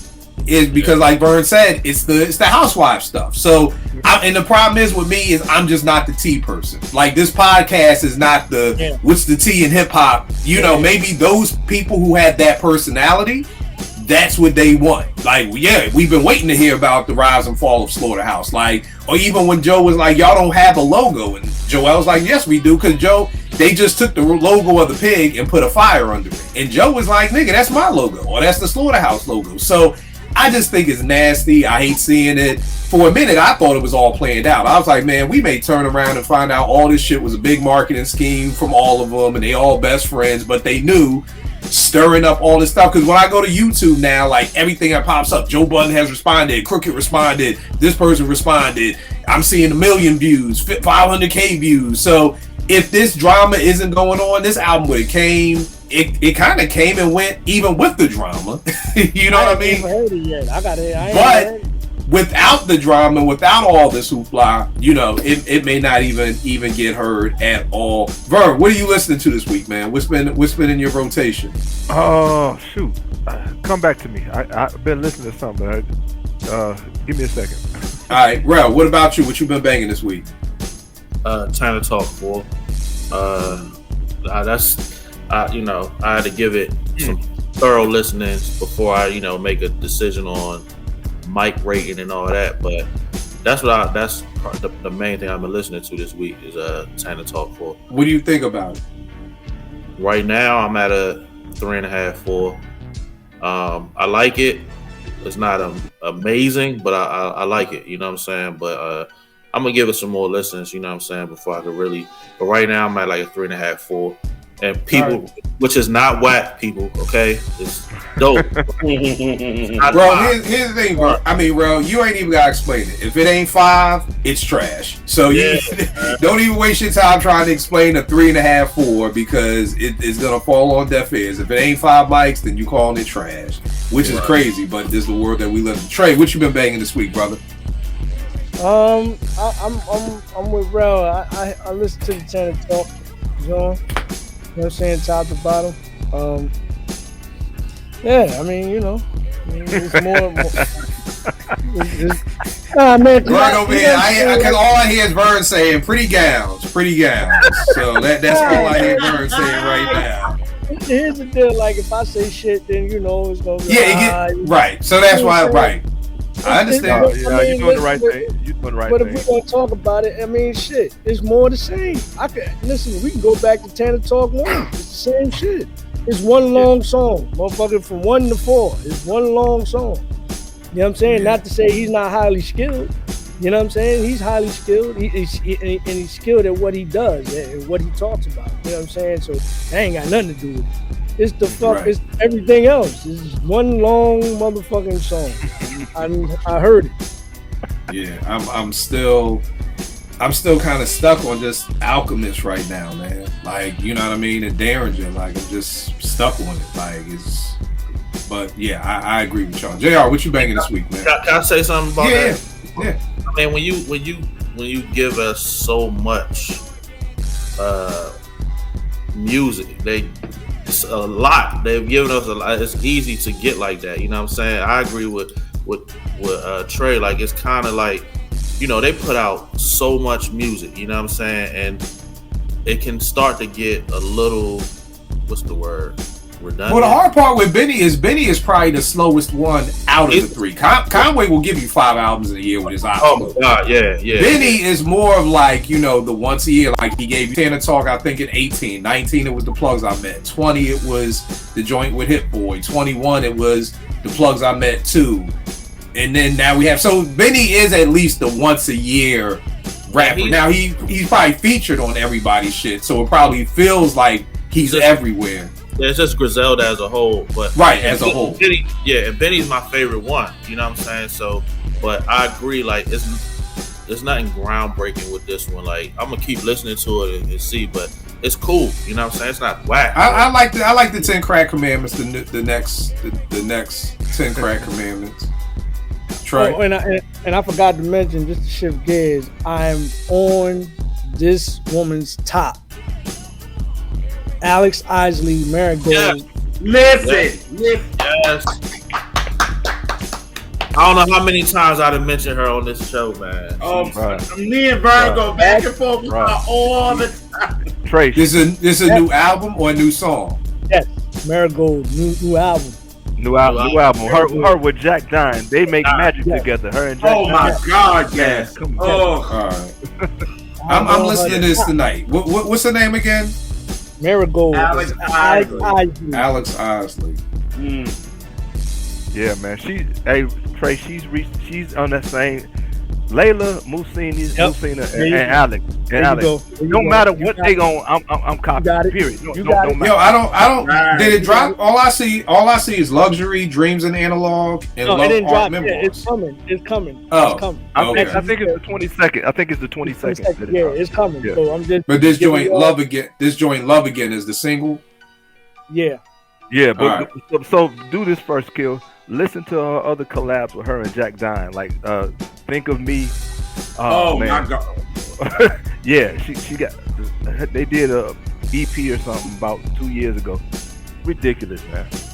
Okay. Listen to Still Wonder too with Jack Dine and Robert Glasper. Listen to that one. That's good. Yeah. Thank you for saying that. I forgot somebody else I've been listening to. You're right. I'm on her top. Me too. All right. I see it. Go on and Still Wonder. All right, bet. And Think of Me. All right, bet. I'm on that tonight. JR, what you listening to? Black Radio 3. How is that? Yeah. Oh, I love it. I love it. Man, that nigga PJ and India Ivory. Forever. Oh man, I listened to that song like 10 times in a row. Man, listen, I had to talk about that on my show, man. What? Yeah. All right. Yeah. Then I'm listening to Lucky Day, which Alex Isley is doing background on 2 of the songs. On her top, son. Man, hey, bro. Hey, man.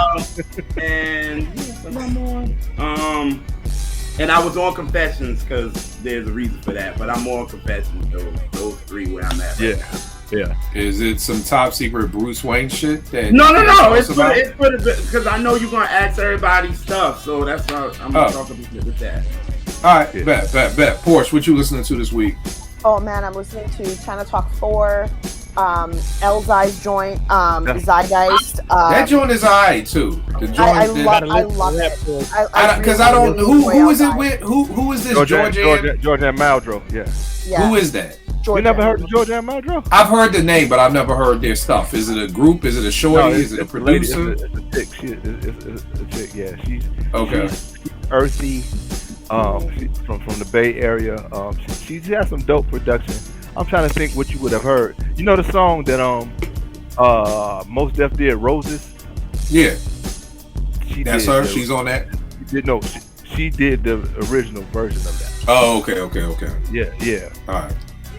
And If Cocaine Could Talk 7, RJ Payne, and Amir continues to drop like Lucy's on his Instagram, so literally that's part of like my daily visit. I'm like, oh, what joints dropped today? And it's like a 2.5 minute freestyle or something that he posts up. I'll always repost it because they're always dope. But yeah, I've had such great listening experiences this last week and a bit that yeah, I can't wait. And Pete Rock drops a joint on March 31st. I cannot wait for Pete's Instrumental 4.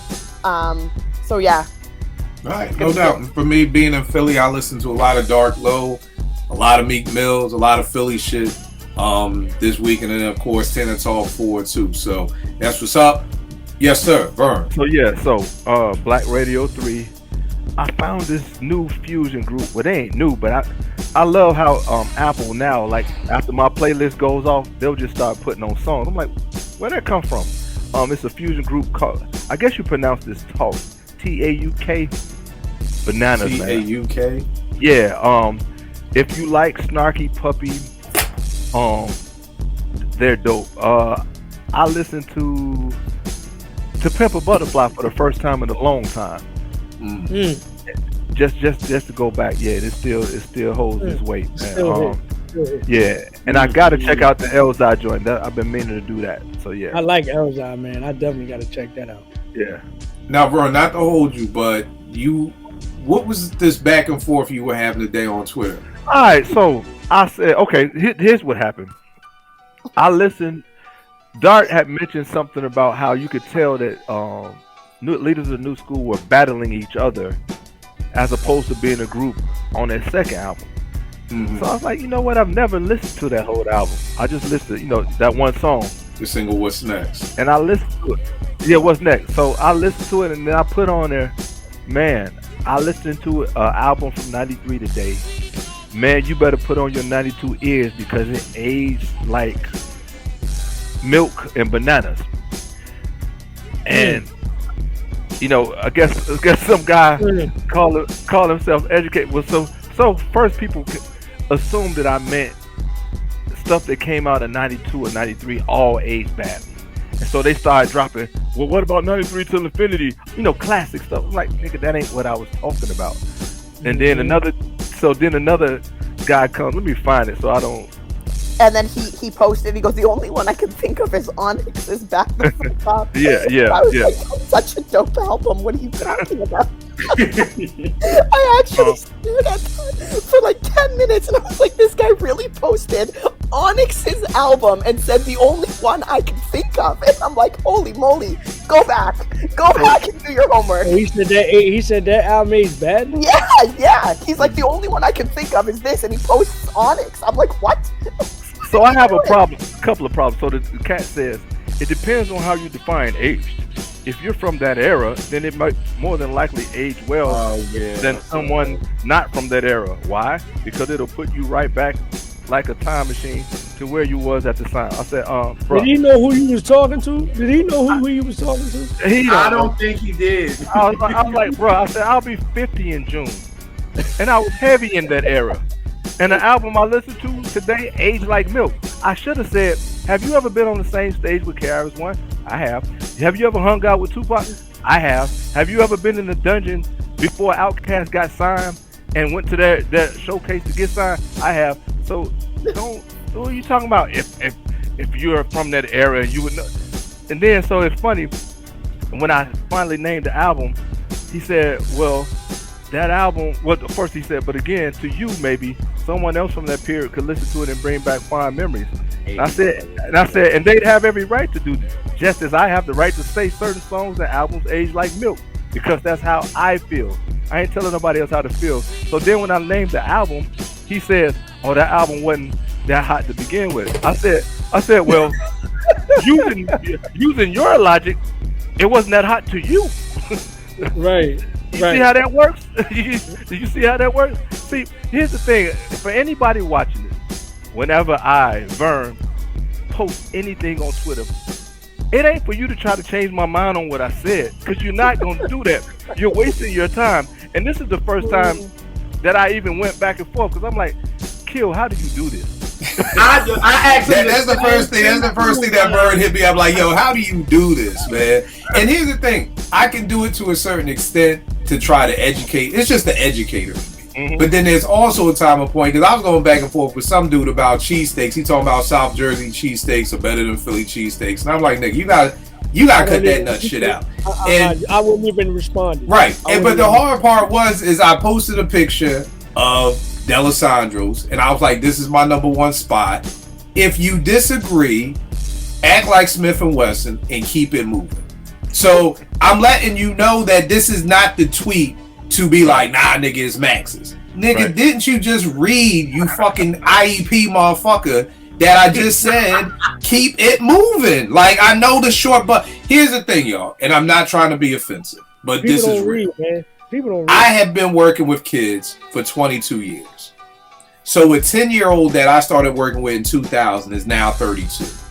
The majority, probably at least 80% of my kids are reading 4 to 5 grade levels behind. Okay? So that means that there are a lot of people who are 32 and younger, maybe 30, we go up to 37, 37, that really all don't have the best reading comprehension in the world. Nope. Because I literally said, and then the nigga gonna reply with some shit like, Twitter is a public forum. Nigga, not my timeline. The timeline ain't no goddamn public forum. Exactly. You can jump out the window, just don't at me. I don't care what you, Trey, you understand, bro. Philly, you rep your block. Talk that nut shit over on Pickering. Don't bring that over to Providence. Keep that over there on your timeline. You can say South Philly got the best cheesesteaks, the best DJs, the best women, whatever you want on your timeline. Don't bring that shit over here, bro. You know what I mean? He like, yo, we really going back and we beefing about cheesesteaks? No, nigga, you beefing about cheesesteaks. Nigga, I ain't paying a goddamn attention. Nigga, I tuned you out 20 minutes ago, my nigga. As soon as you said South Jersey, that's all you had to say. I don't know you. I was just flabbergasted today that someone decided to go at Kill about a freaking cheesesteak. Like, just let it rock. It's a sandwich. Like, just move it. It was today. They like arguing with Kill because they know. Here's the worst part. The worst part is just like I always tell people. My timeline is like my house. You're not gonna come in my house and be like, yo, why don't you move your sofa over there? Nigga, why don't you go the fuck home? Why don't you do that? Go back to your timeline, but nobody fucking talks to you all day. So you want to try to people be JR could tweet me, Kill, who do you think is the best Pooba or Tretch? Pooba. Here come 800 other niggas. Nah, you wrong, it's Tretch. Here's the problem.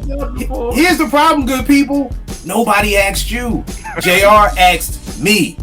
Please wait for someone to ask you something and then you can nigga, you could even bite the topic. Bite the topic and take it to your timeline. But again, just keep the nut ass shit off of my timeline. That's all I'm asking, good people. It's the reason that I inbox a lot of conversation with y'all and some other. I got another group chat because I don't even want the interaction because I don't care. I don't know you. So, and you know what the other part is, Vern? Here's the gift and the curse. This is what I've learned probably over the last month, that there's really truly a gift and curse with everything. You get a promotion, it's a gift, it's a curse. More work, more money, more work. It's a gift and curse with everything. The gift and curse of this podcast being relatively in what I believe successful, because I don't pay nobody for shit. I don't have no sponsorship. I'm not on fucking no Spotify. People watch and everybody watch, and I appreciate you all watching. Yeah. I truly do. You know what I mean? Yeah. But the problem that comes with that, Vern, is that when you watch people every week, I won't hold you. I probably think I could roll up to Stephen A. Smith and like get that nigga a pound and a hug. Like we grew up together because I have watched him on TV every single day for the past 15 years. So what happens is the people who watch Apartment 5B every week, they know us to some extent. You know what I mean? So it's the gift and the curse of it just being that, because hey, I'm happy that people watch and listen and pay attention and things like that, but the curse is also, it's the same way with Westbrook, where he's like, yo, stop talking about my last name and da-da-da-da. It's like, nigga, play better. Like, nigga, that's the gift and the curse. You get paid $800 billion and people gonna talk shit about you when you don't play good. All the stuff about threats to your wife, no, that's over the I'm with Stephen A. You need to get arrested for that. If you out here making threats to people's wives and children and they can't come to the game and feel safe, that's over the limit. But nigga, you shooting bricks, so we gonna call you Westbrook. You want to shut us the fuck up? Start playing better. You know what I mean? So that's the gift and the curse that comes with it. So I was just saying that, bro, because I know for a lot of times people may act like they know you, and like you're saying, well, you don't know me. But for some people, I watch Apartment 5B every week. I know you, Vern. You know what I mean? So that may be, you know, a point of why people think they know you more than, you know, what they do. So, gotcha. You'll be surprised how much of it is closeted admiration, because I watched, you know what I'm saying? I watched, remember the young lady that was on here, what's her name, Nika? Yeah, Nika. I watched her get into it with somebody on Twitter about this show. And then I think Trey got into it with the same dude. Yeah, and he tried to diss Trey and call him Wash, but started pulling up all the I did see that. Trey was Yo, and I'm like, dog, you've been a fan for a long time. He was pulling out old shit too, yo. It was yo, crazy. This motherfucker pulled out a record that I made in 1990, son. Yes. It was in a record pool. I was like, damn, you've been on my top since then. Oh, okay. You were I was like, yo, a fan, yo. That hate be Damn, I thought I was the biggest fan of Tracy Lee, and I don't even have 90s stuff, for God's sake. Damn it. Yo, when I saw it, I was like, I ain't even heard this joint. You know what I'm saying? So, Vern, I say that to you, Vern. You never know. He might be looking at your page, see what you doing, and they like to. Some people don't know how to like congratulate or just be cool. They gotta find some way to argue with you and hate on you. You know what I'm saying? Like people are funny like that, man. So don't be surprised if that shit is just positive admiration, bro. No. True. Hey, everybody watch 5B. Hey, this ain't coming from an arrogant place. Man, like Kill used to say this. Teach your kids. Don't try to teach me nothing about. I had to put that on the timeline last week. I'm like, yo, why do you motherfuckers come on my timeline trying to school me every goddamn day? Nigga, you know I'm almost damn 48. You know I was there. And then half the time y'all be wrong about the shit y'all even be trying to say. Like, yo, just...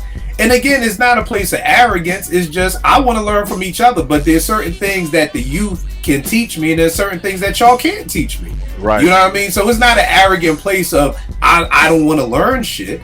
No, I work with teens. I learn shit every day. But my teens can't teach me what I already know. They can teach me what I don't know. So it's not an arrogant place of, oh, we're old and we know everything. Nah, I know far from everything, you know, but it's just a situation that I need the youth. You can school me on a lot of stuff about the kids, you know, and about what your culture, what hip hop is to you.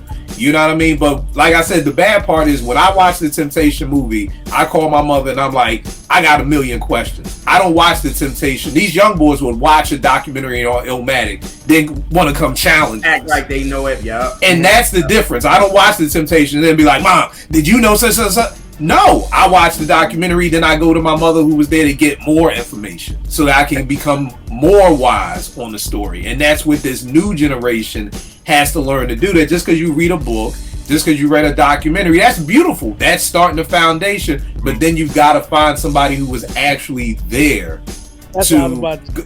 Yeah, you have to find somebody who's actually there. Trey, you brought up how Porsche is a book snob on the podcast with Lori, and that's a great thing because what Porsche does is she's not just gonna buy a book because it says the 18th letter about Rakim. Porsche is gonna want to know. Porsche is like me. Who's the author? Because before I even, just because you wrote a book on Rakim don't mean you know about Rakim. So you've got to do your research. So again, most of these people go to Wikipedia, who anybody can change. And this is where you pull your information from, where you have a wealth of knowledge on Twitter of people who you can ask who are there to talk about this stuff. And again, it just comes back to learning how to learn to shut the fuck up. That's a gift right there. And that's a gift because when we did the whole Mo D grading scale, I'm like, Trey, I'm going to fall back and shut the fuck up because Mo D and Treacherous 3 wasn't my bag. I can't sit back and tell you. I can. If I can't speak intelligently on something, I shut up. Now, I know that's the minority of hip-hop because of hip-hop Twitter, because it's not like what Chris Rock said, a woman ain't gonna stop a little thing, make a little thing like sense stop an argument from happening. Trust me, hip-hop Twitter is not gonna let a little thing like I want to sound intelligent. You just want to get your shit off, and it don't matter how stupid you sound. So, that's what it is. What are you gonna say, Vern? There's this proverb that says, a fool uttereth his whole mind.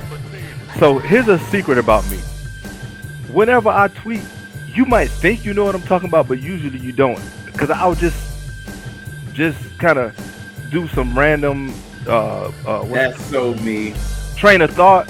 And the people that know what I'm talking about know what I'm talking about. And that's who it's for. And you'll assume I'm talking about this and then start putting stuff. I'm like, that ain't even what I'm talking about because it wasn't directed to you. I know it's a public forum and all that kind of good stuff. But I ain't gonna ever tell you everything I feel or think about pretty much anything, politics, religion, what's going on in the world. So if you a lot of times you'll read what I say and think it's that, but it usually ain't that. Cause I ain't going. Twitter is for just free expression, fun stuff. For me. All right. Great point. Vern, let them know where they can get at you, man. On Instagram. After you just told all these motherfuckers leave you the fuck alone, Vern, where can they get at you? That was a great follow through. Like, yo, leave you the fuck alone. Hey, Vern, where can they get at you, good brother? Where can they learn to leave you the fuck alone from in the first place? Hey, Kill, I need to say this too before anybody think I got a heroin addiction because you always see me scratching. My skin is dry on my arm.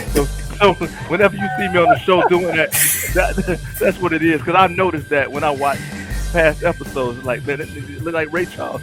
But no, the heroin, boy, the heroin. He be like, that's why he be selling all them houses. That nigga high all the time. That's why he be working 24 hours a day. That nigga don't sleep.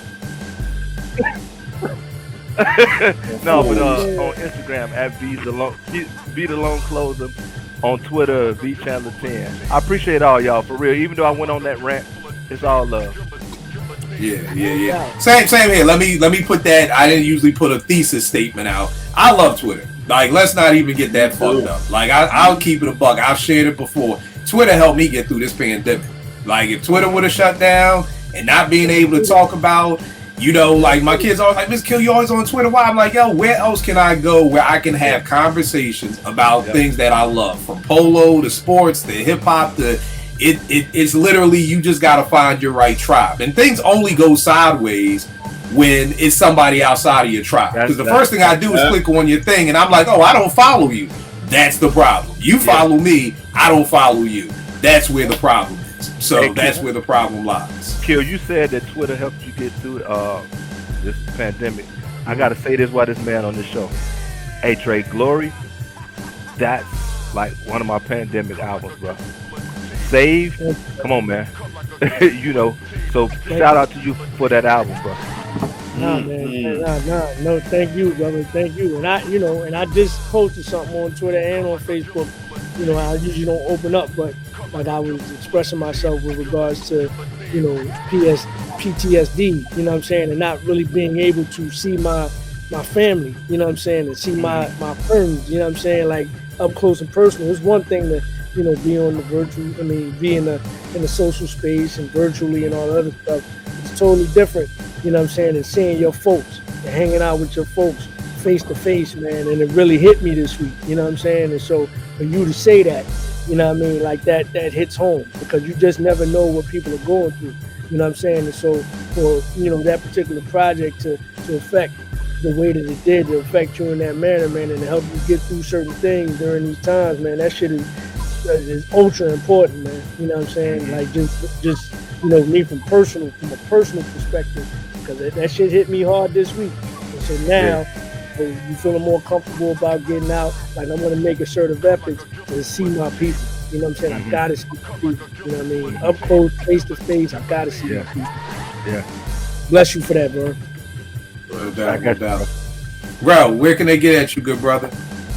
Uptown Rel 215 on the gram, JBen215 on Twitter, and just what you were just talking about. I went to an event that Trey is a part of, and y'all missed it. We got to see Trey spit his verses from "Keep Your Hands High" live. That shit was crazy. What was this? Good to see you, Rel. And it was with Vine and the Rhyme. I partnered with them, and we do the monthly wine tastings at City Wine. Oh, okay. So we paired, wine with Life After Death this past March 9th. You know what I'm saying? Yeah. And so, man. See, I suck on IG. You gotta let me know next time you having something. I'm there, man. I done came to two of them. I went, that's my second time going. Seeing there. So it was all love, because like you said, like we all been, stuck in the house and not being able to see, our friends and loved ones, you know what I'm saying? So it was good to get out the house and, see people to connect with, you know what I'm saying? It was a beautiful thing, you know what I'm saying? Oh, and I got 3 singles when we done this weekend. I'm gonna let y'all hear it first before I, Let's go.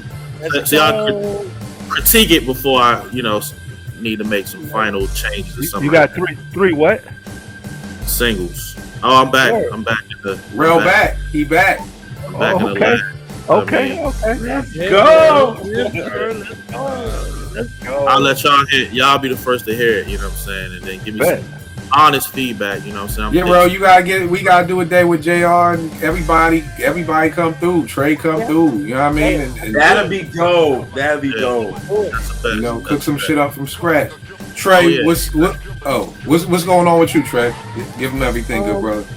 Oh yeah, you know, TracyLeeMusic.com. You know, all the IG spit. You know, Tracy Lee ESQ, Trey Lee at Trey Lee on Twitter. You know, of course, we know about my wife's book, Hip Hop Don't Stop, on Amazon.com. You know what I mean? Like, still doing wonderfully, especially now in the school systems and things like that. You know what I'm saying? And right along with you, Rel, I'm in a creative space. We're cooking, so stay tuned for some new in 2022. Good. All right, no doubt. And check out the new of Apartment 5B that's up right now with Trey and his wife Lori. I call them the hip hop power couple. Very dope interview. Very funny interview. So definitely, you know, check us out on that joint right there. JR, give him everything, good brother. The R&B representatives, we got a new episode that's probably going to be out already. We're going to be talking about Usher's Confessions. That the 18th anniversary is Thursday. So we're talking about that. We go in depth about everything, the good, the bad, but it's a dope episode. So check that out. Another episode of Current R&B Bangers is going to be out in a couple of days. I got some new joints that I'm happy to talk about. And JR World of Soul on Instagram, JR World of Soul on Twitter, R&B Representatives on Instagram, and R&B Reps on Twitter. All right, no doubt. Trey? Real quick, Kill, before we get to you and Porsche, because I don't know when this is going to air, but I just want to acknowledge and make sure that people are aware that the 25th anniversary of Many Faces is upon us on March 25th, as well as April 8th. It's gone! So 25th anniversary of Many Faces, man. I just wanted to salute that.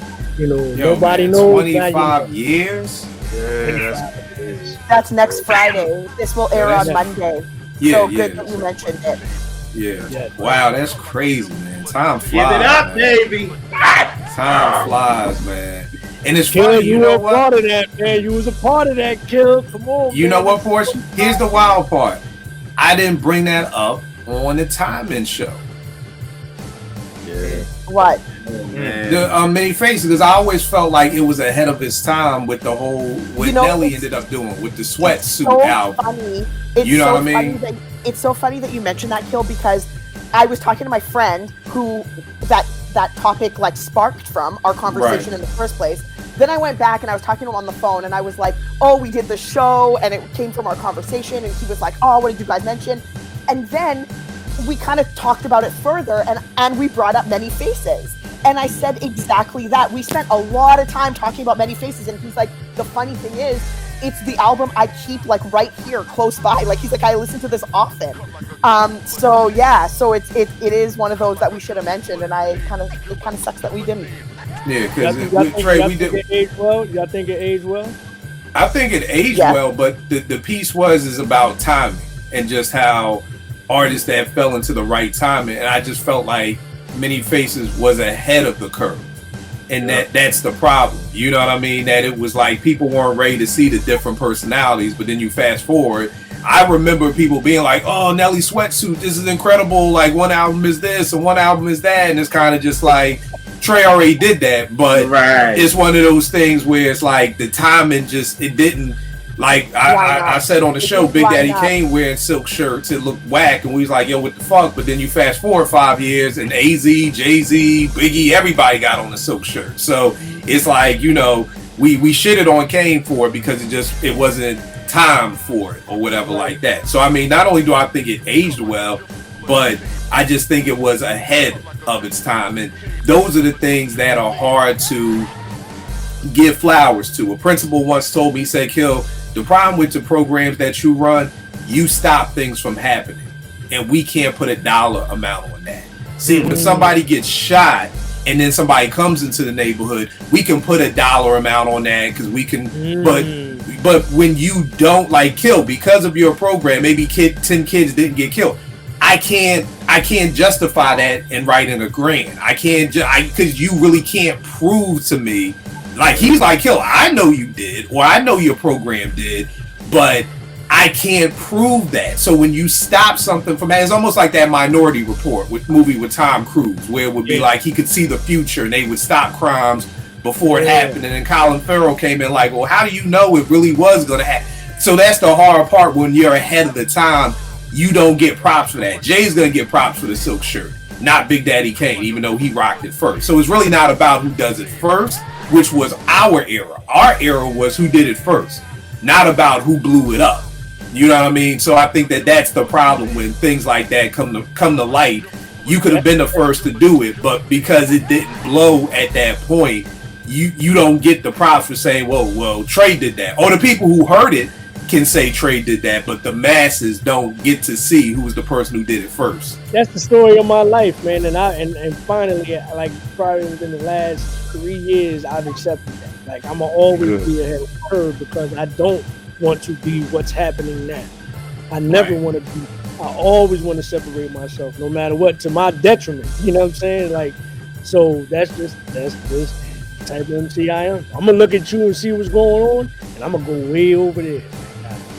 So, yeah. Right. But everybody who's never heard it, please check out Many Faces. Again, one of the most important pieces I talk about with this album is that, Trey, correct me because I don't know the percentage, so I'll say 50, maybe less or more.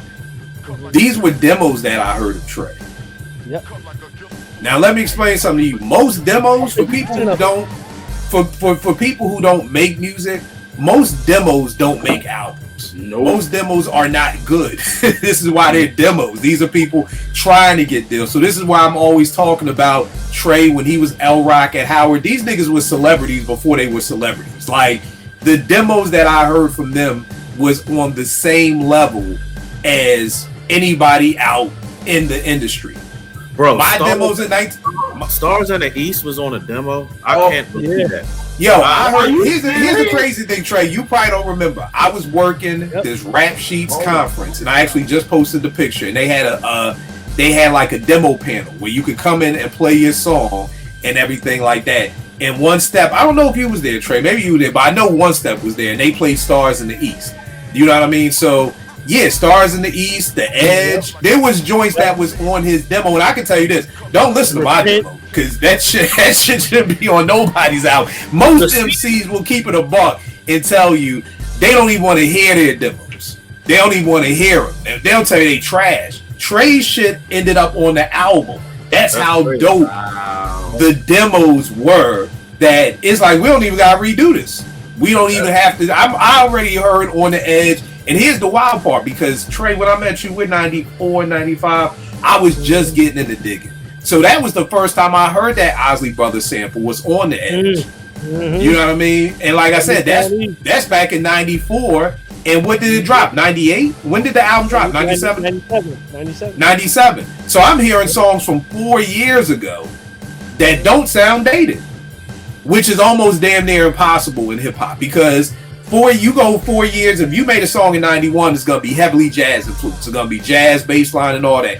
But then you fast forward to 94, you look at what Gangstar was doing. They wasn't on no jazz shit no more. They on Mass Appeal and Suckers Need Bodyguards and everything like that. So it's just a testament to how dope I think the album is, because you can take a song that was done 4 years ago and put it on something in 97 and it fits perfectly.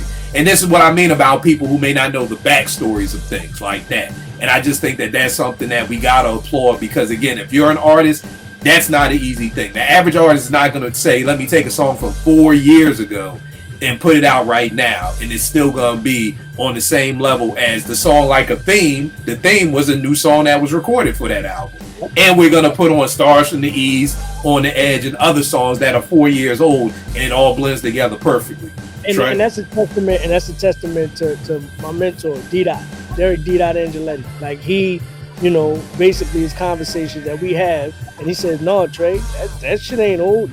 Because quite honestly, if I would say if it was just left up to us, we probably would have been like, nah, let's just do all new joints. You know what I'm saying? But he is definitely partially responsible for like, nah, man, this shit can go right now. I don't care when you make it. You know what I'm saying? Like, this shit is ready. He says that about shit that he has in the can that we've done, 10, 15, 20 years ago. He's like, yo, this shit can go right now. You know what I'm saying? Yo, there are joints to this day that Trey's demos, real. When you come over here, I'll play you some of his dog. Trey, the joint styles upon styles upon styles. Oh, you got that jaw. I got that. Yo, bro, your jaw will drop when I tell you this shit was recorded in 1993 and it's 2022 and that shit still goes hard, bro. It still goes hard. Still goes hard. You know what? I think some of the best songs in hip hop nobody has ever heard. Yep. Because my boy Bread and Water Productions, some of the stuff that like they did with Pac, whatever, but some of the stuff they did in the basement, like 91, 92, when we was like just animals, like getting up and just doing 15 songs and the tracks they produced. Man, if the world, I talked to my boy last week. I was like, nigga, you need to go to the storage unit and find them DATs, and I'll find out how we can convert them to, cause I just want to hear it, man. The world needs to hear that stuff.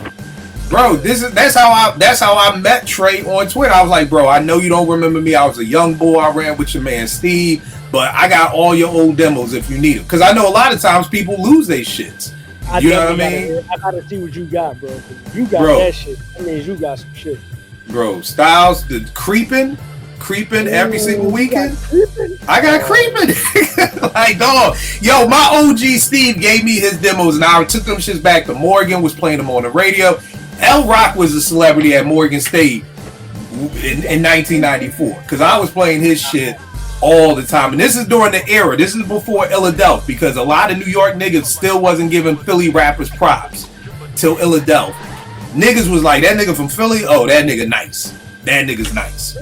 You know what I mean? So, yeah, I got creeping every single weekend, man. The joint where y'all take the Earth, Wind, and Fire, yeah. Oh, my God. Oh, yeah, man. It's crazy. It's crazy. All right, everybody. Porsche, let them know where they can get at you. She don't like Drake, so don't send her shit or she'll block you. So the amount of cornrow pictures I got, I wanted to die. Yo, so was that a lace front? Because I'm like, yo, his hair wasn't that long to get no damn cornrows, right? Listen, I wouldn't know in any case. Okay. Like, I cannot, dude. Anyways, yeah, Drake got cornrows now. That shit look like Shamar Moore on a Tyler Perry movie. Somebody on Twitter put those two pictures side by side. Oh my God. Man. Oh my goodness gracious. Anyways, on Twitter at Cherchez La Porsche, we do spaces on Tuesdays now. It's changed from Mondays to Tuesdays, and yeah. So next Tuesday we should be good to go. So hopefully. All right. No doubt. You already know it's me. Kill 889 Twitter, IG will make beats for food. That's Shamar Moore joint. Cause I need Tyler Perry. This nigga worth like $800 billion. I just need him to get a better barber. Today, yo, and that shit was disrespectful, yo. What happened? That scene that you put up today. That you quote tweeted. That nigga did a ballerina spin and drop. Like, come on, yo. Like, no, yo. That shit was funny as hell, bro. I just need them to get better hair care and better. Like, that's not where you go cheap. Like, you in Atlanta, come on, my nigga. Like, yo, buy out the bar for a good barber and a good beautician. Like, that should not be your legacy is just bad wigs. Like, that shouldn't be happening in Atlanta. And you worth, like, again, $800 billion. Like, come on, bro. Just spend it. All right, y'all. Next week, y'all. I appreciate y'all, man.